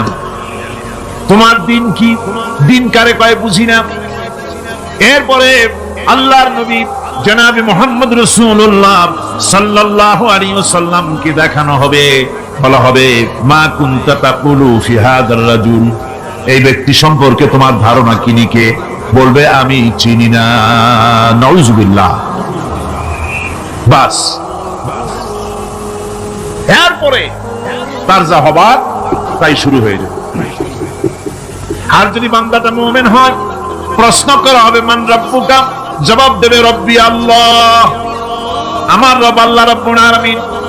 ওয়া মা দীনুকা, দীনুনা ইসলাম, আমার দিন হচ্ছে ইসলাম। এরপরে আল্লাহর নবীকে দেখানো হবে। কয়েক রকমের বর্ণনা আছে, কোন বর্ণনায় আছে হুজুরের আকারে দেখানো হবে, অথবা রাসূলকে সরাসরি দেখানো হবে। বলা হবে মা কুনতা তাকুলু ফি হাদার রাজুল, এই লোকটি সম্পর্কে ধারণা কি। মুমিন ব্যক্তি বলবে হাদা নবিয়ুনা মুহাম্মাদুর রাসূলুল্লাহ সাল্লাল্লাহু আলাইহি ওয়াসাল্লাম, ইনি আমার তো সেই নবী মুহাম্মাদুর রাসূলুল্লাহ সাল্লাল্লাহু আলাইহি ওয়াসাল্লাম। আমরা যদি এই রকমের জবাব দিতে পারি, আল্লাহ কবুল করো। সকলে জোরে বলেন আমিন। জবাব হয়ে যাওয়ার পর গায়ব থেকে আওয়াজ আসবে ফাফরিশু বিল জান্নাতি ওয়ালবিসু বিল জান্নাহ, ও আমার ফেরেশতারা আমার এই বান্দাকে জান্নাতের পোশাক পরায়া দাও আর কবরটাকে জান্নাতের বিছানা বিছায়া দাও। জান্নাতের পোশাক পরায়া দাও, জান্নাতের বিছানা বিছায়া দাও। ইলা মাদ্দা বাসারিহি, তার চোখের দৃষ্টি যত দূর যায় কবরটা ততটা প্রশস্ত করে দাও। এরপর বেহেশতের পোশাক পরাইয়া, বেহেশতের বিছানা বিছায়া ফেরেশতা বলবে নম কানাউমুল উরুস, ঘুমিয়ে যাও। দুলামিয়া যেমন বাসর সজ্জায় নতুন বউ নিয়ে আরামে ঘুমায়, এরকম আরামে ঘুমায় যাও। ইলা ইয়াউমিল কিয়ামা, কিয়ামত পর্যন্ত ঘুমায় থাকবে, আরামে ঘুমিয়ে থাকবে। এরপরে সিংহায় ফুৎকার হবে, সিংহার ফুৎকারের আওয়াজে তার ঘুম ভেঙে যাবে। বলবে ইয়া ওয়াইলানা মান বা'আথানা মিন মারকাদিনা, আয় আফসোস, আমার এত আরামের ঘুম থেকে কে আমাকে জাগ্রত করলো, আমার ঘুমটারে নষ্ট করলো কে। আওয়াজ আসবে আযা মা ওয়াদার রহমান ওয়া সাদাকাল মুরসালুন, এটা হচ্ছে রহমানের সেই ওয়াদা, আর মুরসালিনরা নবীরা সত্য কথাই বলেছিলেন। সেই কিয়ামত অনুষ্ঠিত হচ্ছে। আমার বন্ধুগণ, সেজন্য এই দুনিয়ার মোহে পড়ে থাকলে পরে দুনিয়ায় যারা অগ্রাধিকার দিবে দুনিয়াকে পরকালের তুলনায়, জবাব দিতে পারবে না কবরের ভিতরে গিয়া। আর যারা পরকালকে অগ্রাধিকার দিবে, দুনিয়ার চাইতে পরকালকে বেশি অগ্রাধিকার দেবে, আর আল্লাহর ভয় কলিজার ভিতরে রাখবে, কবরের জবাব সঠিকভাবে দিতে পারবে, কিয়ামতের দিন আল্লাহ রাব্বুল আলামিন তাদের জন্য জান্নাত দান করবেন। জোরে বলেন আমিন। দুনিয়াটা হচ্ছে দুনিয়া যেখানে আমরা আছি। আমি আগেই বলেছি দুনিয়া হচ্ছে আত্মা শব্দ থেকে এর উৎপত্তি হয়েছে। তুচ্ছ, নিকৃষ্ট, এটার দাম নাই, এটার মূল্য নাই। হযরত ইবনে কাইয়িম রাহিমাহুল্লাহ নওয়ারাল্লাহু মারকাদাহু ওয়া জাআলাল জান্নাতা মাথওয়াহু, হযরত ইবনে কাইয়িম তিনি বলছেন, সুন্দর করে বলছেন দুনিয়া সম্পর্কে, মা মাদা ফিদ দুনিয়া আহলামুন ওয়া মা বাকিয়া মিনহা আমানি ওয়াল ওয়াক্তু বাইনাহুমা দাইউন। মা মাদা ফিদ দুনিয়া আহলামুন, জীবনের যে অংশ ফেলে এসেছি সেটা আজ একটা স্বপ্ন। ওয়া মা বাকিয়া মিনহা আমানি, আর জীবনের যে অংশ সামনে বাকি আছে সেটা এখন একটা আকাঙ্ক্ষা। ওয়াল ওয়াক্তু বাইনাহুমা দাইউন, আর এর মাঝখান থেকে সময় সব চলে যাচ্ছে। কত বড় কথা চিন্তা করেছেন? জীবনের যে অংশ ফেলে এসেছি তা আজকে স্বপ্ন, তা কি বলেন? স্বপ্ন। আর সামনে যা আছে সেটা আকাঙ্ক্ষা, আর মাঝখান থেকে সময় সব চলে যাচ্ছে। এরপরে তিনি বলছেন, ওয়ামান ইয়াসহাবিদ দুনিয়া ইয়াকুন মিসলা আবিদিন আলাল মাই খালাতুহু ফুরুদুল আসাবিঈ। দুনিয়াদারের অবস্থা হচ্ছে এই, কেউ যদি দুই হাতে পানি খামসায় ধরে, দুই হাতে কি ধরছে বলেন? দুই হাতে পানি খামসায় ধরেছে, খুব মজবুত করে ধরেছে, দুই মুঠ পানি, বলেন থাকবে কতটুকু? কতটুকু থাকবে? এক ফোঁটাও থাকবে না। কারণ তার আঙ্গুলের ফাঁক তার সাথে খেয়ানত করবে, আঙ্গুলের ফাঁক দিয়া পানিগুলি সব বেরিয়ে চলে যাবে। সুতরাং দুনিয়া যারা চায় তারা ঠিক পানি খামসায় ধরলে পানি যেমন হাতের ভেতর থেকে খেয়ানত করে চলে যায়, যারা দুনিয়া চায় দুনিয়াও তাদেরকে এভাবে ফাঁকি দিয়ে চলে যায়। তবুও দুনিয়ার মায়া মানুষের এত বেশি। আল্লাহর নবী বলেন, লাউ কানা লি ইবনি আদামা ওয়াদিন মিন যাহাবিন লাহাব্বা ইয়াকুনা লাহু সারিন। এই পৃথিবীতে যদি কাউকে একটা মাঠ ভরে যদি সোনা দেওয়া যায়, লোকটা বলবে রব্বুল আলামিন, আমি যদি আরেকটা মাঠ এরকম সোনা ভরা পেতাম। দ্বিতীয় আরেকটা মাঠ দেওয়া হলে আবার বলবে যদি তৃতীয় আরেকটা মাঠ সোনা ভরে যদি পেতাম। নবীজি বলেন, ওয়ালা ইয়ামলাউ জাওফু ইবনু আদামা ইল্লা তুরাব। মানুষের পেট 3.5 হাত মাটি ছাড়া, কবরের মাটি ছাড়া মানুষের পেট ভরবে না। আরো চাই, আরো চাই, চাওয়ার কোনো শেষ নাই। মানুষ এভাবে করে দুনিয়ার মহব্বতে এমনি পাগল হয়ে যায়, শুধু দুনিয়ার মহব্বত, পরকালকে বেমালুম ভুলে যায়। আমি কিন্তু এই কথা বুঝাতে চাই নাই যে পরকালের মহব্বতে, পরকালের ভয়তে বা পরকালের জন্য দুনিয়া আপনি বাজার ঘাট, বেচা কিনা, ব্যবসা বাণিজ্য সবকিছু ভুলে যান না, তা নয়। ভুল বোঝার কোনো কারণ নাই। পরকালকে অগ্রাধিকার দিতে হবে, মানে দুনিয়াটা চিরস্থায়ী জায়গা নয়। চিরস্থায়ী হচ্ছে কোনটা? আখিরাত। চিল্লা এখন কোনটা? সুতরাং এখানে যা করতে হবে, আখিরাতের জবাবদিহিমূলক জীবন যাপন করতে হবে। আপনি ব্যবসা করবেন, ওজনে কম দিতে পারবেন না। আপনি খাদ্যে ভেজাল দিতে পারবেন না, চুরি করতে পারবেন না, ডাকাতি করতে পারবেন না, জেনা করতে পারবেন না, বদমাশি করতে পারবেন না, মদ খেতে পারবেন না, সন্ত্রাসী হতে পারবেন না, হাইজাকার হতে পারবেন না, চাঁদাবাজ হতে পারবেন না, মুনাফাখোর হতে পারবেন না, আপনি চোরা কারবারি হতে পারবেন না, ঘুষখোর হতে পারবেন না, সুদখোর হতে পারবেন না। এই সব কাজ পরকালকে বিশ্বাস করলেই এ সমস্ত কাজ থেকে মানুষ বিরত থাকতে পারে। কথা ঠিক কিনা? এটাই হচ্ছে। সুতরাং এই পৃথিবী থাকবে না, এটা কি চিরকাল থাকবে না? এর একটা পরিসমাপ্তি ঘটবে। যেমন করে সারা বছর লেখাপড়া করার পর কলেজে, বিশ্ববিদ্যালয়, মাদ্রাসায়, হাই স্কুলে, সব জায়গায় সারা বছর লেখাপড়া করার পর যেমন পরীক্ষা দেওয়ার একটা দিন আসে, সারা বছর ব্যবসা করার পর হিসাব নিকাশ করার যেমন একটা সময় আসে, সারা মাস চাকরি করার পর বেতন পাওয়ার যেমন একটা দিন আসে, সারা জীবন চাকরি করার পর পেনশন পাওয়ার যেমন একটা সময় আসে, অনুরূপ ভাবে এই দুনিয়া যেদিন শেষ হয়ে যাবে, আল্লাহ নির্ধারিত সময় শেষ হয়ে যাওয়ার পর একটা সময় আসবে যখন আল্লাহ রব্বুল আলামিন সব শেষ করে দিবেন, লন্ড ভন্ড হয়ে যাবে, কিছুই থাকবে না। কোরআনে কারিমে আল্লাহ সব বলেছেন, কোরআনে সব আল্লাহ বলে দিয়েছেন। আল্লাহ পাক বলেন এই পৃথিবীর সব কেমন ভাবে ধ্বংস হবে তার চিত্র আল্লাহ পাক কোরআনে কারিমে তুলে ধরেছেন। ইদাস সামাউ ফাতারাত ওয়া ইদাল কাওয়াকিবু তাসারাত ওয়া ইদাল বিহারু ফুজ্জিরাত ওয়া ইদাল কুবুরু বু'সিরাত। যখন আকাশসমূহ দীর্ঘ বিদীর্ণ হয়ে যাবে, তারকাগুলি বিক্ষিপ্ত হয়ে ছিটকে পড়বে, আর সমুদ্রগুলি উচ্ছ্বসিত হয়ে পড়বে, কবরগুলি সব তার ভেতরে যা আছে উদ্গীরণ করে দেবে, তারকাগুলি স্থিরিত হয়ে যাবে। এরপরে সমস্ত আকাশগুলি কাতাইয়িস সিজিল্লিল কুতুব, কিতাবের পৃষ্ঠার মতো একটার পরে একটা ঠাস ঠাস করে পড়তে থাকবে, চূর্ণ বিচূর্ণ হয়ে ভেঙে চুরে একাকার হয়ে যাবে। পাহাড়গুলিকে উড়িয়ে দেওয়া হবে, চন্দ্র এবং সূর্য একাকার হয়ে। আল্লাহ রাব্বুল আলামিন বলেন ফাইদা বারিকাল বাসার ওয়া খাসাফাল কমার ওয়া জুমিআশ শামসু ওয়াল কমার। চক্ষু যখন বিস্ফারিত হয়ে যাবে, চাঁদ যখন তার আলো হারিয়ে ফেলবে, সূর্য যখন তার আলো হারিয়ে ফেলবে, চাঁদ আর সূর্য সব একাকার হয়ে যাবে, সেই সময়ের অবস্থাটা কি চিন্তা করো। মানুষ হয়রান হয়ে দৌড়াদৌড়ি করবে। ওয়াহুমিলাতিল আরদু ওয়াল জিবালু ফাদুক্কাতা দাক্কাতান ওয়াহিদা। জমিন এবং পাহাড়গুলির মধ্যে আল্লাহ রাব্বুল আলামিন সংঘর্ষ বাঁধিয়ে দিবেন, পাহাড়গুলি ভেঙে চুরে টুকরা টুকরা হয়ে যাবে, পাহাড়গুলি উঁচু করে জমিনের উপরে আছাড় মেরে আল্লাহ রাব্বুল আলামিন ভেঙে চুরে চুরমার করে দিবেন। সুবহানাল্লাহ। এই মনুষ্যত্বই ছিল সবচেয়ে বড় জিনিস। কবি বলছেন মুঝে ये डर है कि दिले जिंदा तू ना मर जाए, मुझे ये डर है कि दिले जिंदा तू ना मर जाए, कि जिंदगानी इबारत है तेरे जीने से।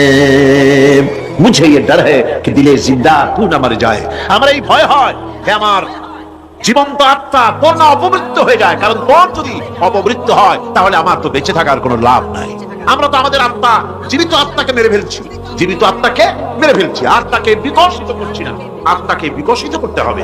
এই আত্মা বিকশিত হবে কিভাবে?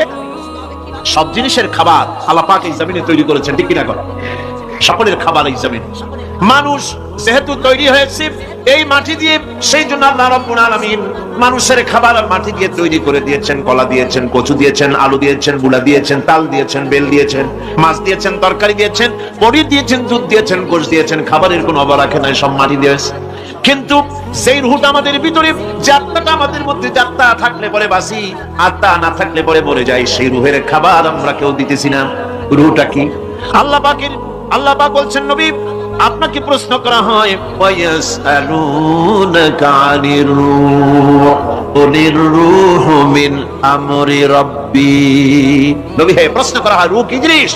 এর জবাব হচ্ছে এই, বলে দিন রূহ হচ্ছে আল্লাহর একটু অর্ডার, একটু হুকুম। আল্লাহ পাক বলেন ইল্লাল্লাযীনা আমানু ওয়া আমিলুস সালিহাতি ফালাহুম আজরুন গায়রু মামনুন। কিন্তু যারা ঈমান এনেছে, আমলের কাজ করার নামই হচ্ছে ইবাদত। ইয়াকা না'বুদু ওয়া ইয়াকা নাস্তাঈন। পড়েন সবাই, ইয়াকা না'বুদু ওয়া ইয়াকা নাস্তাঈন। আল্লাহ তাআলা একমাত্র তোমার গোলামি করি, তোমারই আনুগত্য করি, তুমি ছাড়া কারো গোলামি করি না, তুমি ছাড়া কারো গোলামি করি না। এখন দোকানদার নামাজের মধ্যে পড়লো ইয়াকা না'বুদু। ইয়াকা না'বুদু, না'বুদু শব্দটা হচ্ছে মোজারের সিগায়, এর মধ্যে দুইটা কাল পাওয়া যায় বর্তমানে নামাজের ভিতরে। আয় আল্লাহ পাক ইয়াকা না'বুদু, এই নামাজের ভিতরে তোমার হুকুম মেনে যেভাবে নামাজ আদায় করি, নামাজের বাইরের জীবনটাও তোমার হুকুম মেনে পালন করব। এটাই হচ্ছে ইবাদতের মূল থিম, মূল আইডিয়া, মূল ফিলোসফি। নামাজ ইবাদত, করতে হবে জীবনের সব ক্ষেত্রে। কিয়ামতের দিন ওই বান্দা সম্পর্কে আল্লাহর হক হবে, বান্দাকে জাহান্নামের আগুন আল্লাহ পাক হারাম করে দিয়ে তার জান্নাত দিয়ে দিবেন। এটাই হলো বান্দার উপর আল্লাহ পাকের হক। সুতরাং ইবাদত হবে সলিড কার জন্য? আল্লাহ পাকের জন্য। জোরে বলেন কার জন্য?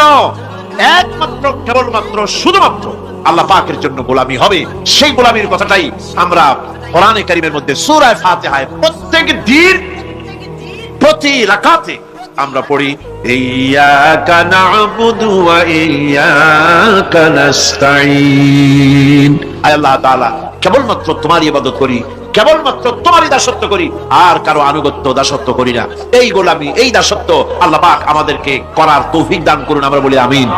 আমাদের জীবনে ওঠায় বসায় চলায় ফেরায়, বক্তৃতায় ভাষণে, বিয়েতে শাদীতে, আমাদের ইলেকশনে, আমাদের নির্বাচনে, আমাদের অর্থনীতিতে, রাজনীতিতে, আমাদের সমাজনীতিতে, পরিবারের নীতিতে, জীবনের সব ক্ষেত্রে আমরা গোলামি যেন করতে পারি কার? আল্লাহ পাকের। নামাজের ভিতরে যে কথাটা বলি, এই কথাটা যেন আমাদের বাস্তব জীবনে আমরা কার্যকরী করতে পারি, আল্লাহ পাক যেন তৌফিক দান করেন। মুনাজাতের জন্য দাঁড়ানো লোকেরা সব বসে, মুনাজাত মুনাজাত মুনাজাত, দাঁড়ানো লোক সব বসে। আর একটু জোরে সরে জিকির করেন, লা ইলাহা ইল্লাল্লাহ, লা ইলাহা ইল্লাল্লাহ। কয়জন?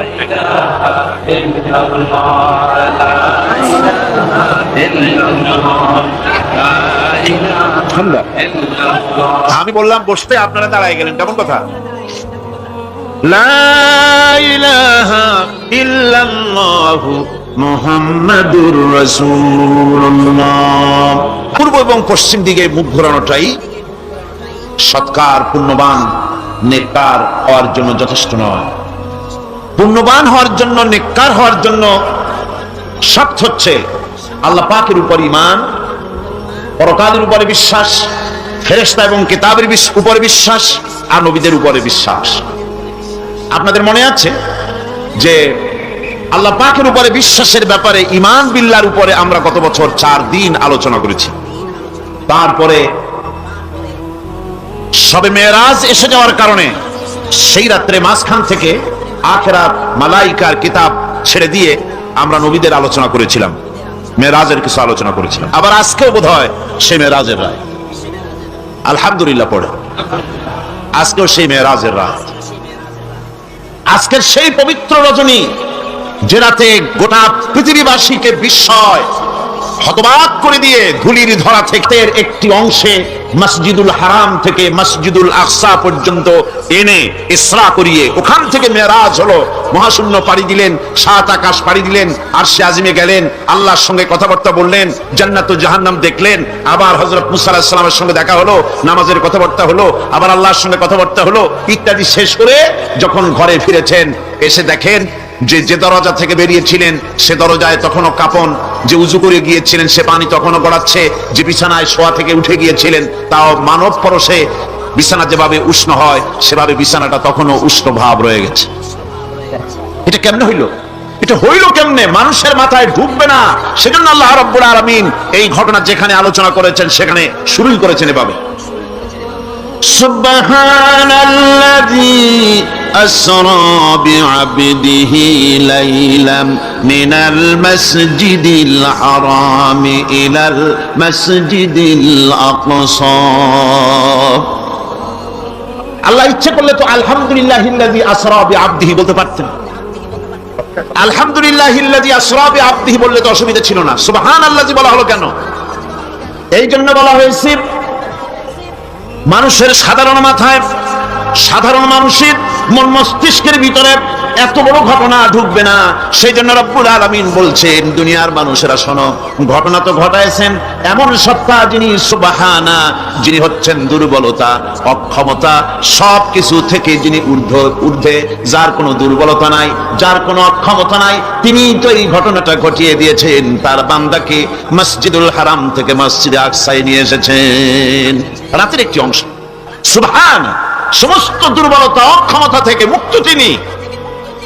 সুতরাং সেই মহাশক্তিমান, সর্বশক্তিমান, আকাশ ও জমিনের একচ্ছত্র মালিক, যার কোন শব্দে সব হয়ে যায়, যার কোন শব্দে সব প্রলয় হয়ে যায়, যিনি রাতকে দিন বানান, যিনি মুর্দাকে জিন্দা করেন, জিন্দাকে মৃত্যু করেন, যিনি সাগরকে নগর বানান, যিনি নগরকে সাগর বানান, যিনি পথের মানুষ ধরে দেশের মালিক বানান, আবার অসন্তুষ্ট হলে জেলখানায় ঢুকান, ফাঁসির মঞ্চে ঝুলান, যিনি আমিরকে ফকির করেন, ফকিরকে আমির বানান, এই যে প্রচন্ড ক্ষমতার মালিক, সে আল্লাহ রাব্বুল আলামিনই এই গণনাটা করিয়েছেন।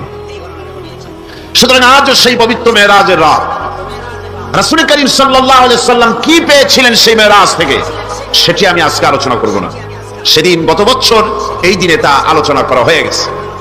আজকে যে কথাগুলি বলবো সেটা হচ্ছে ঈমান বিল্লাহ, আখিরাতের উপর ঈমান, কিতাব এবং মালায়েকার উপর ঈমান এবং নবীদের উপর ঈমান। এই কথাগুলি আমরা বলে ছেড়েছি।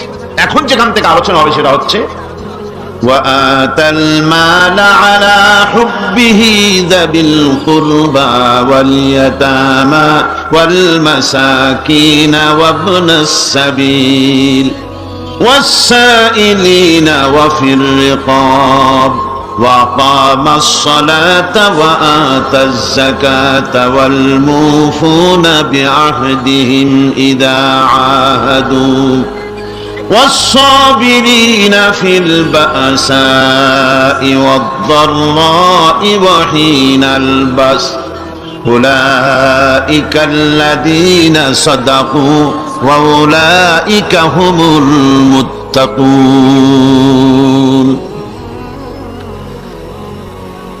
আল্লাহ পাকের প্রেমে উদ্বুদ্ধ হয়ে যারা নিজের প্রাণ প্রিয় সম্পদকে, ধনকে, সম্পদকে যারা এতিম, মিসকিন, নিকটবর্তী আত্মীয় স্বজন, প্রবাসী, পথচারী, সাইল, কৃতদাসের মুক্তির জন্য যারা দান করে, প্রিয় ধন সম্পদ যারা আল্লাহর রাস্তায় এভাবে দান করে দেয়, নামাজকে প্রতিষ্ঠা করে, যাকাতকে আদায় করে, ওয়াদাকে পালন করে, আর বিপদ ও মুসিবতে ধৈর্য ধারণ করে, এরাই হচ্ছে সত্যাশ্রিত, এরাই হচ্ছে তাদের দাবিতে সত্যবাদী, ইমানের দাবিতে এরা হচ্ছে সত্যবাদী, আর এরাই হচ্ছে মুত্তাকি। আজকে আমি আপনাদের সামনে যে আলোচনাটা করব সেটা হচ্ছে এই ব্যাপারটা। আল্লাহ পাকের মহব্বতে উদ্বুদ্ধ হয়ে যারা এতিম এবং মিসকিনকে যারা দান করে, আত্মীয় স্বজন, গরিব আত্মীয় স্বজন, অসহায় প্রতিবেশী, পথচারী, এদের জন্য যারা সাহায্য করে। কারণ হচ্ছে ইসলাম তো শুধু নামাজ রোজার কথাই বলেনি, ইসলাম মানুষের জীবনের সকল দুঃখ দুর্দশার দিকে লক্ষ্য রেখেছে। যারা বোঝে না তারা ইসলামকে শুধুমাত্র একটি ধর্ম মনে করে, আর ইসলামের যে অর্থনীতি আছে, সমাজনীতি আছে, এটা তারা বুঝতে পারে। মাছের যেমন পচন ক্রিয়া শুরু হয় তার মাথা থেকে, সমাজের পচন শুরু হয় তেমন রাজনৈতিক নেতৃবৃন্দ, সমাজ নেতৃবৃন্দ এবং এক শ্রেণীর বুদ্ধিজীবীদের মাথা থেকে, তাদের থেকেই সমাজে পচন ক্রিয়া শুরু হয়ে যায়। এই শ্রেণীর লোকদের দাবি হলো ধর্ম আর অর্থনীতি সম্পূর্ণ দুই প্রান্তিক দিকে বাস করে। ধর্ম এক জিনিস আর অর্থনীতি হচ্ছে আর এক জিনিস, রাজনীতি হচ্ছে ভিন্ন জিনিস। তারা জানে না ইসলাম হচ্ছে পূর্ণাঙ্গ জীবন বিধান। আল্লাহ পাক বলছেন এই কোরআনকে যারা অনুসরণ করবে তাদের তো খাওয়া পড়ার অভাব হওয়ার কথা না। কোরআনে কারীম আল্লাহ রাব্বুল আলামিন বলেন فمن تبع هداي فلا خوف عليهم ولا هم يحزنون। আল্লাহ পাক বলেন এই কোরআনের অনুসরণ যারা করবে, এই কোরআনের আইন যারা মেনে চলবে, কোরআনকে মেনে যারা চলবে, এর শাসন যারা মেনে চলবে, ফালা খাউফুন আলাইহিম, ওদের জন্য কোনো ভয় নাই, ওয়ালা হুম ইয়াহজানুন, ওদের জন্য কোনো চিন্তাও নাই। কিসের ভয় নাই? যেই সমাজে কোরআনের আইন চালু হয়ে যাবে, ওই সমাজের ভিতরে চুরির ভয়, ডাকাতির ভয়, জেনার ভয়, হত্যার ভয়, ধর্ষণের ভয়, লাঞ্ছনার ভয়, গঞ্জনার ভয়, কোনো ভয় থাকবে না। ওয়ালা হুম ইয়াহজানুন, ওই সমাজের মানুষের মনে কোনো চিন্তাও থাকবে না। কিসের চিন্তা থাকবে না? যেই সমাজে কোরআন চালু হয়ে যাবে, কোরআনের আইন দিয়ে সমাজ পরিচালিত হবে, ওই সমাজের মানুষের খাওয়া পড়া, শিক্ষা, চিকিৎসা, বাসস্থানের কোনো চিন্তা থাকবে না। ইসলামী সমাজ তার গ্যারান্টি দেবে। জোরে বলেন সুবহানাল্লাহ, জোরে বলেন আলহামদুলিল্লাহ। এটা আল্লাহ পাকের ওয়াদা। কার ওয়াদা? জোরে কম তো আল্লাহ পাক। ফামান তাবিয়া হুদায়া ফালা খাউফুন আলাইহিম ওয়ালা হুম ইয়াহজানুন, আল্লাহ পাকের ওয়াদা। কিন্তু দুর্ভাগ্য আমাদের, আল্লাহর ওয়াদা বিশ্বাস হয় না। ওই যে প্রথম দিন বলেছিলাম যে ওয়াদার মৌসুম এসে গেছে, ওয়াদার এক বিরাট মৌসুম এসে গেছে। এখন এখন থেকে যত জনসভা হবে শুনতে পারবেন শুধু ওয়াদা আর ওয়াদা। এই সব ওয়াদাগুলি মানুষেরা বিশ্বাস করে, কিন্তু আল্লাহ পাকের ওয়াদা মুসলমান হওয়া সত্ত্বেও মগজে ঢোকে না, মনের মধ্যে বিশ্বাস স্থাপন করতে পারেন না। আল্লাহ পাক বলছেন কোরআনকে মানো, কোরআনকে মেনে চলো, তাহলে সমাজ সুন্দর হবে, ভয় থাকবে না, চিন্তা থাকবে না। এই পৃথিবীতে প্রথম দিন থেকেই পৃথিবীতে দুইটা শ্রেণী চলে এসেছে এই পৃথিবীতে, একটা হচ্ছে ধনী আর একটা হচ্ছে দরিদ্র। ধনী আর গরিব আবহমান কাল থেকে এই দুই শ্রেণী চলে আসছে। আদিকাল থেকেই মানুষ এই দুই শ্রেণীর ভিতরে সমতা সৃষ্টির জন্য প্রচেষ্টা চালিয়েছে, দার্শনিকরা চালিয়েছে, বিজ্ঞানীরা চালিয়েছে, এবং এক একজনে এক এক ধরনের মতবাদ দিয়ে এই দুই প্রান্তিক অবস্থা থেকে একই সমান্তরালে আনার জন্য চেষ্টা আর কম করেনি। সমাজতন্ত্র পৃথিবীকে কিচ্ছু দিতে না পেরে নিজের দেশেই আত্মহত্যা করলো। এরপরে আবার বাঁচার জন্য মুক্তবাজার অর্থনীতির নামে সমাজতন্ত্রীরা আবার সেই পুঁজিবাদের দিকে অগ্রসর হওয়ার চেষ্টা চালাচ্ছে। পৃথিবী সাক্ষী, দুনিয়া সাক্ষী, মানুষের তৈরি করা মতবাদ দিয়া পৃথিবীতে কোথাও স্থায়ী কোনো শান্তি আসে নাই। এ কথাটা কি মিথ্যা না সত্য? এ কথা মিথ্যা না সত্য? সুতরাং এই পৃথিবীর বুকে না সমাজবাদ দিয়ে শান্তি হবে, না পুঁজিবাদ দিয়ে শান্তি হবে। পৃথিবীর বুকে শান্তি হতে পারে কেবলমাত্র নবীদের পরিকল্পনার মাধ্যমে। কারণ দার্শনিক বিজ্ঞানীরা যা বলেছেন, পরিকল্পনা দিয়েছেন, সব তাদের মন মস্তিষ্ক প্রসূত। আর আম্বিয়া আলাইহিমুস সালাম যে পরিকল্পনা দিয়েছেন, সব আল্লাহ রাব্বুল আলামিনের দেওয়া। নবীদের পরিকল্পনা কার? জোরে চিল্লায় কোন কার? আল্লাহ রাব্বুল আলামিন তাদেরকে পরিকল্পনা দিয়েছেন। সেই পরিকল্পনার ভিত্তিতে তারা আদর্শ সেট করেছেন। মানুষের মধ্য থেকে দুঃখ, দুর্দশা, দারিদ্র, ক্ষুধা সব দূরীভূত হয়েছে, মানুষ সুখ পেয়েছে, সমৃদ্ধ পেয়েছে। ওই হাদিস আপনাদের সামনে আরো বলেছি, অনেক ওলামারা বলেছেন, আপনাদের আবার স্মরণ করিয়ে দিচ্ছি। সেই যে হযরতে খাব্বাব রাদিয়াল্লাহু তাআলা আনহু রাসূল করিম সাল্লাল্লাহু আলাইহি ওয়াসাল্লামের খেদমতে গিয়ে বলেছিলেন যে আলা তাস্তানসিরু লানা আলা তাদউ লানা, হে রাসূল আপনি কি আমাদের জন্য দোয়া করবেন না? আমরা তো না খেয়ে মরে গেলাম, আমরা তো ক্ষুধার জ্বালায় মরে গেলাম, আমরা তো মার খেতে খেতে শেষ হয়ে গেলাম, আপনি কি আল্লাহর কাছে আমাদের জন্য দোয়া করবেন না? আল্লাহর নবী কাবা শরীফের ছায়ায় আরাম ফরমাচ্ছিলেন।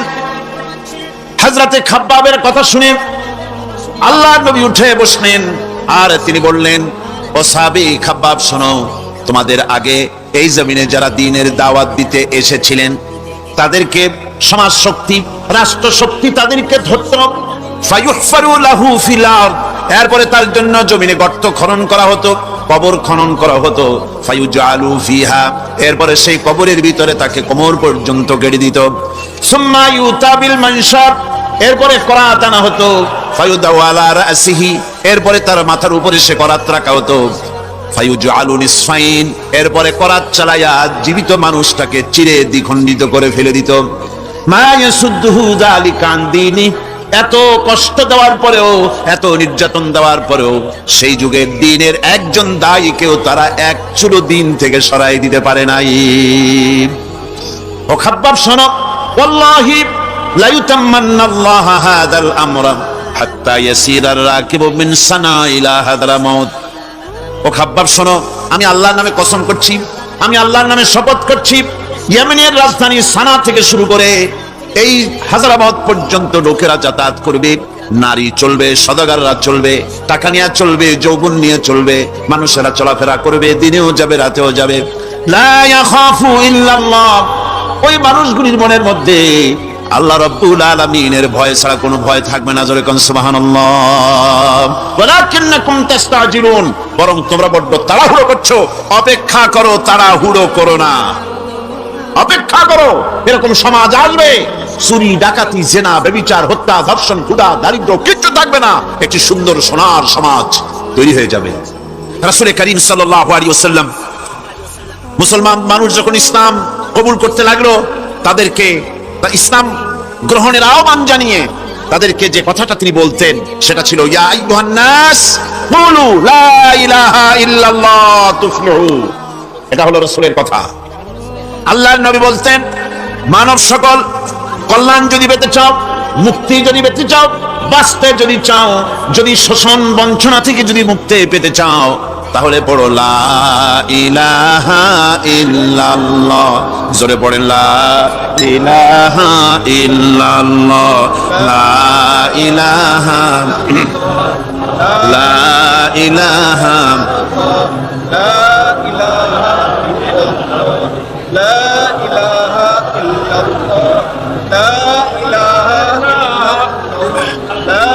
লা ইলাহা ইল্লাল্লাহ মুহাম্মাদুর রাসূলুল্লাহ। এই কালেমা পড়ো, এই কালেমা ঘোষণা দাও, এটার অনুসরণ করো, নাজাত পাবে। মানুষের জীবনে প্রকৃত কল্যাণ লাভের পথে দুটি অন্তরায়, দুটি সম্ভ্রম নিয়ে ফিরে আসতে পারবে, এই গ্যারান্টি আজ আর কেউ দিতে পারে না। সত্য কিনা বলেন? নবীজির কাছে আল্লাহ রাব্বুল আলামিন কোরআনে কারীমের আয়াত নাজিল করলেন, নবীজিকে শোনাই দিলেন। এই দুটো জিনিসের গ্যারান্টি ইসলাম দিচ্ছে, আল্লাহ পাক দিচ্ছেন। তাহলে এই ফালইয়াবুদু রাব্ব হাযাল বাইত, ক্ষুধার সময় যদি খেতে চাও, ক্ষুধার সময় যদি পেট পুরে খেতে চাও, আর বিপদের সময় যদি নিরাপত্তা চাও, আরামে যদি ঘুমাতে চাও, তাহলে কি করো? ফালইয়াবুদু রাব্ব হাযাল বাইত, এই ঘরের মালিকের ইবাদত করো। কোন ঘর? আল্লাহর ঘর। এই ঘরের মালিক কে? আল্লাহ সুবহানাহু ওয়া তাআলা। এই ঘরের মালিকের ইবাদত করলে কি হবে? আল্লাহ রাব্বুল আলামিন বলেন, আল্লাযী আত'আমাহুম মিন জু'ইন ওয়া আমানাহুম মিন খাউফ। এই ঘরের মালিকের ইবাদত করলে পরে তিনি ক্ষুধার সময় খেতে দিবেন, আর ভীতির সময় তোমাদেরকে নিরাপত্তা দান করবেন। যদি পেট ভরে খেতে চাও, আল্লাহর ইবাদত করো, গোলামি করো। আর যদি তোমরা বিপদের সময় নিরাপত্তা লাভ করতে চাও, তাহলে তোমাদেরকে সেই আল্লাহ পাকের ইবাদত করতে হবে। সমস্ত রকমের বিপদ থেকে, মুসিবত থেকে, ভয় থেকে তিনি তোমাদেরকে আশ্রয় দিবেন। সুতরাং আল্লাহর প্রতি ঈমান আনতে হলে শুধু সেজদা দেওয়াই যথেষ্ট নয়। এখানে আল্লাহ পাক বলছেন কোরআনে কারীমের ভেতরে, তিনি যে পরিকল্পনা দিয়েছেন তা হচ্ছে শুধু সেজদা দিলেই কাজ হবে না, শুধু পূর্ব পশ্চিমে কতবার মাথা ঘুরলে এটাই যথেষ্ট নয়, বরং সমাজের এতিম, মিসকিন, বিধবা, অনাথ, অনাথিনী, ঋণগ্রস্ত যে সমস্ত মানুষ আছে তাদের সাহায্য করতে হবে, তাদের সাহায্যে এগিয়ে আসতে হবে। অন্যথায় আল্লাহ এবং তার দ্বীনের প্রতি ঈমান মিথ্যা বলে প্রমাণিত হবে। নামাজের ভিতরে আমরা সূরা মাউন পড়ি, কি বলা হচ্ছে সেখানে? আরাআইতাল্লাযী ইউকাযযিবু বিদ্দীন فذلك الذي يدعو اليتيم ولا يحض على طعام المسكين। দিন ইসলাম তথা বিচারের দিনকে অস্বীকার করেছে যে সে লোকটি সম্পর্কে কি তুমি বিবেচনা করেছো? সে কোন লোকটি? যে লোকটি এতিমকে গলা ধাক্কায় দেয়, মিসকিনদেরকে খেতে দেয় না, পরস্পরকে মিসকিনকে খাবারের ব্যাপারে উৎসাহিত করে না, এতিমকে গলা ধাক্কা দেয়। এই জন্য পরকালকে অস্বীকার করলো, এই জন্য ইসলামকে অস্বীকার করলো, এই জন্য দিনকে অস্বীকার করলো। এরপরে সে নামাজ পড়ুক, রোজা রাখুক, তার নামাজ, রোজা, হজ, যাকাতের গুরুত্ব বহন করবে না। কিয়ামতে যেসব লোক জাহান্নামে যাবে তার মধ্যে দুটি কারণ হবে সবচেয়ে বড়। একটা হচ্ছে আল্লাহর প্রতি ঈমান না আনা, আর একটা হচ্ছে এতিম মিসকিনদেরকে খেতে না দেওয়া। এদের শাস্তি কিরকম হবে? আল্লাহ রাব্বুল আলামিন বলেন, যারা এতিম মিসকিনদেরকে খেতে দিবে না, গলায় ধাক্কা দিবে, তাদের সঙ্গে দুর্ব্যবহার করবে, আল্লাহ পাক বলেন তাদের অবস্থা কি হবে শোনো। খুযুহু ফাগুল্লুহু সুম্মাল জাহিমা সাল্লুহু।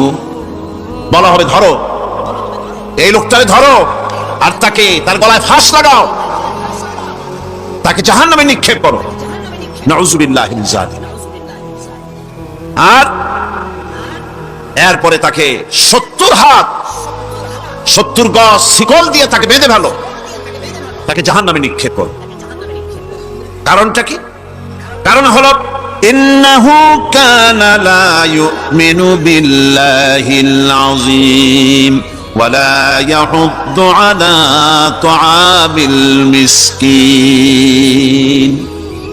গলায় ফাঁস লাগায়া 70 হাত শিকল দিয়া বাঁধা জাহান্নামে নিক্ষেপ করো, কারণ সে আল্লাহর উপর ঈমান আনে নাই। আর এতিমদেরকে, মিসকিনদেরকে খাবারের ব্যাপারে পরস্পরকে উৎসাহিত করে নাই, নিজেও খাওয়ায় নাই, আরো একজনকে উৎসাহিতও করে নাই। কিয়ামতে জাহান্নামে যারা যাবেন, জাহান্নামে যাওয়ার যতগুলি কারণ থাকবে তার মধ্যে দুটি কারণ বড়। বলেন কয়টা কারণ বড়? আল্লাহ পাক বলতেছেন জাহান্নামীদেরকে প্রশ্ন করা হবে, ইয়াতাসাআলুনা আনিল মুজরিমিন মা সালাকাকুম ফি সাকার। জাহান্নামীদেরকে প্রশ্ন করা হবে, জাহান্নামে আসছো কেন, কি অপরাধ করে আসছো? قالوا لم نك من المصلين ولم نك نطعم المسكين। তারা বলবে যে আমরা নামাজ পড়তাম না আর মিসকিনদেরকে খেতে দিতাম না। কত বড় মারাত্মক অপরাধ লক্ষ্য করুন, নামাজ না পড়া আর মিসকিনদের খেতে না দেওয়া। জাহান্নামে যাওয়ার যত কারণ তার মধ্যে শ্রেষ্ঠ দুটি কারণ হচ্ছে এই, যারা নামাজ পড়বে না, এতিম মিসকিনদেরকে খেতে দিবে না, এবং পরস্পরকে এতিম মিসকিনকে খেতে দেওয়ার ব্যাপারে উৎসাহিত করবে না। কিয়ামতে তারা জাহান্নামে যাবে। কোথায় যাবে? খুদ রাসূল কারীম সাল্লাল্লাহু আলাইহি ওয়াসাল্লামকে লক্ষ্য করে আল্লাহ রাব্বুল আলামিন বলেন, নবীজি আপনি এতিমদের সঙ্গে সদ্ব্যবহার করবেন, এতিমদের ব্যাপারে আপনি দায়িত্ব পালন করবেন। কারণ হলো আপনিও তো একসময় এতিম ছিলেন, এতিমের ব্যাপারে দায়িত্ব পালন করবেন। কোরআনে কারীমে রব্বুল আলামিন বলেন, আলাম ইয়াজিদকা ইয়াতীমান ফাআওয়া। ও নবী, আমি কি আপনাকে এতিম অবস্থায় পাই নাই? আর তারপরে আমি কি আপনাকে আশ্রয় প্রদান করিনি? আপনাকে আমি এতিম অবস্থায় পেয়েছি, এরপরে আপনাকে আশ্রয় দিচ্ছি। রাসূল তো এতিমদের সর্দার। পৃথিবীর কোন এতিম যেন বলতে না পারে নবীজি আমার ব্যাপারে কি বলবেন, আমি তো এতিম মানুষ, আর তিনি আমার ব্যাপারে কিভাবে আমার দরদ বুঝবেন।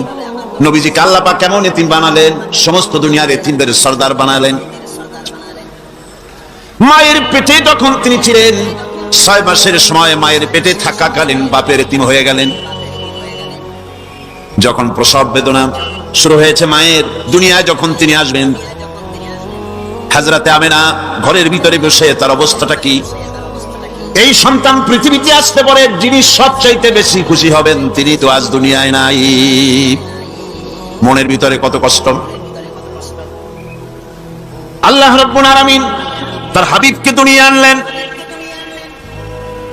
রাসূলের দাদা ঘরের সামনে তাঁবুর সামনে দাঁড়ায়া তায়েফ থেকে আগত সাদিয়া গোত্রের লোকদেরকে বলতেছেন, এই ঘরের ভিতরে একটা এতিম বাচ্চা আছে, বেশি টাকা করি দেওয়া যাবে না, যদি দয়া হয় নিয়ে যাও। গরিব মানুষ, এতিম মানুষ দেখে শুনে কেউ আর নিতে চায় না। সবশেষে এলেন ভাগ্যবতী মেয়ে, ভাগ্যবতী মহিলা হযরতে হালিমাতুস সাদিয়া। তিনি এসেছেন, কোনো ছেলে পেলে পায় নাই, সকলের শেষে তিনি এসেছেন। আব্দুল মুত্তালিব বলছেন, এই ঘরের মধ্যে একটা এতিম বাচ্চা আছে, দয়া হলে নিয়ে যেতে পারো। তিনি স্বামীর সঙ্গে পরামর্শ করলেন, এরপরে বললেন যদি দেখতে অন্তত ভালো হয়, মন যদি ভালো লাগে নিয়ে যাব, একেবারে খালি হাতে ফিরে যাওয়ার চাইতে তো ভালো। হযরতে হালিমা বলেন, আমি ঘরের মধ্যে প্রবেশ করলাম, মা আমিনার কোল থেকে শিশু মুহাম্মদ সাল্লাল্লাহু আলাইহি ওয়াসাল্লামকে যখন আমি কোলে নিলাম, আমি হুজুরের চেহারার দিকে নজর করে দেখলাম, আমার কাছে মনে হলো যেন পূর্ণিমার চাঁদটা আমার কোলে ধরা দিয়েছে। রাসূল কি শিশু মুহাম্মদ সাল্লাল্লাহু আলাইহি ওয়াসাল্লাম কি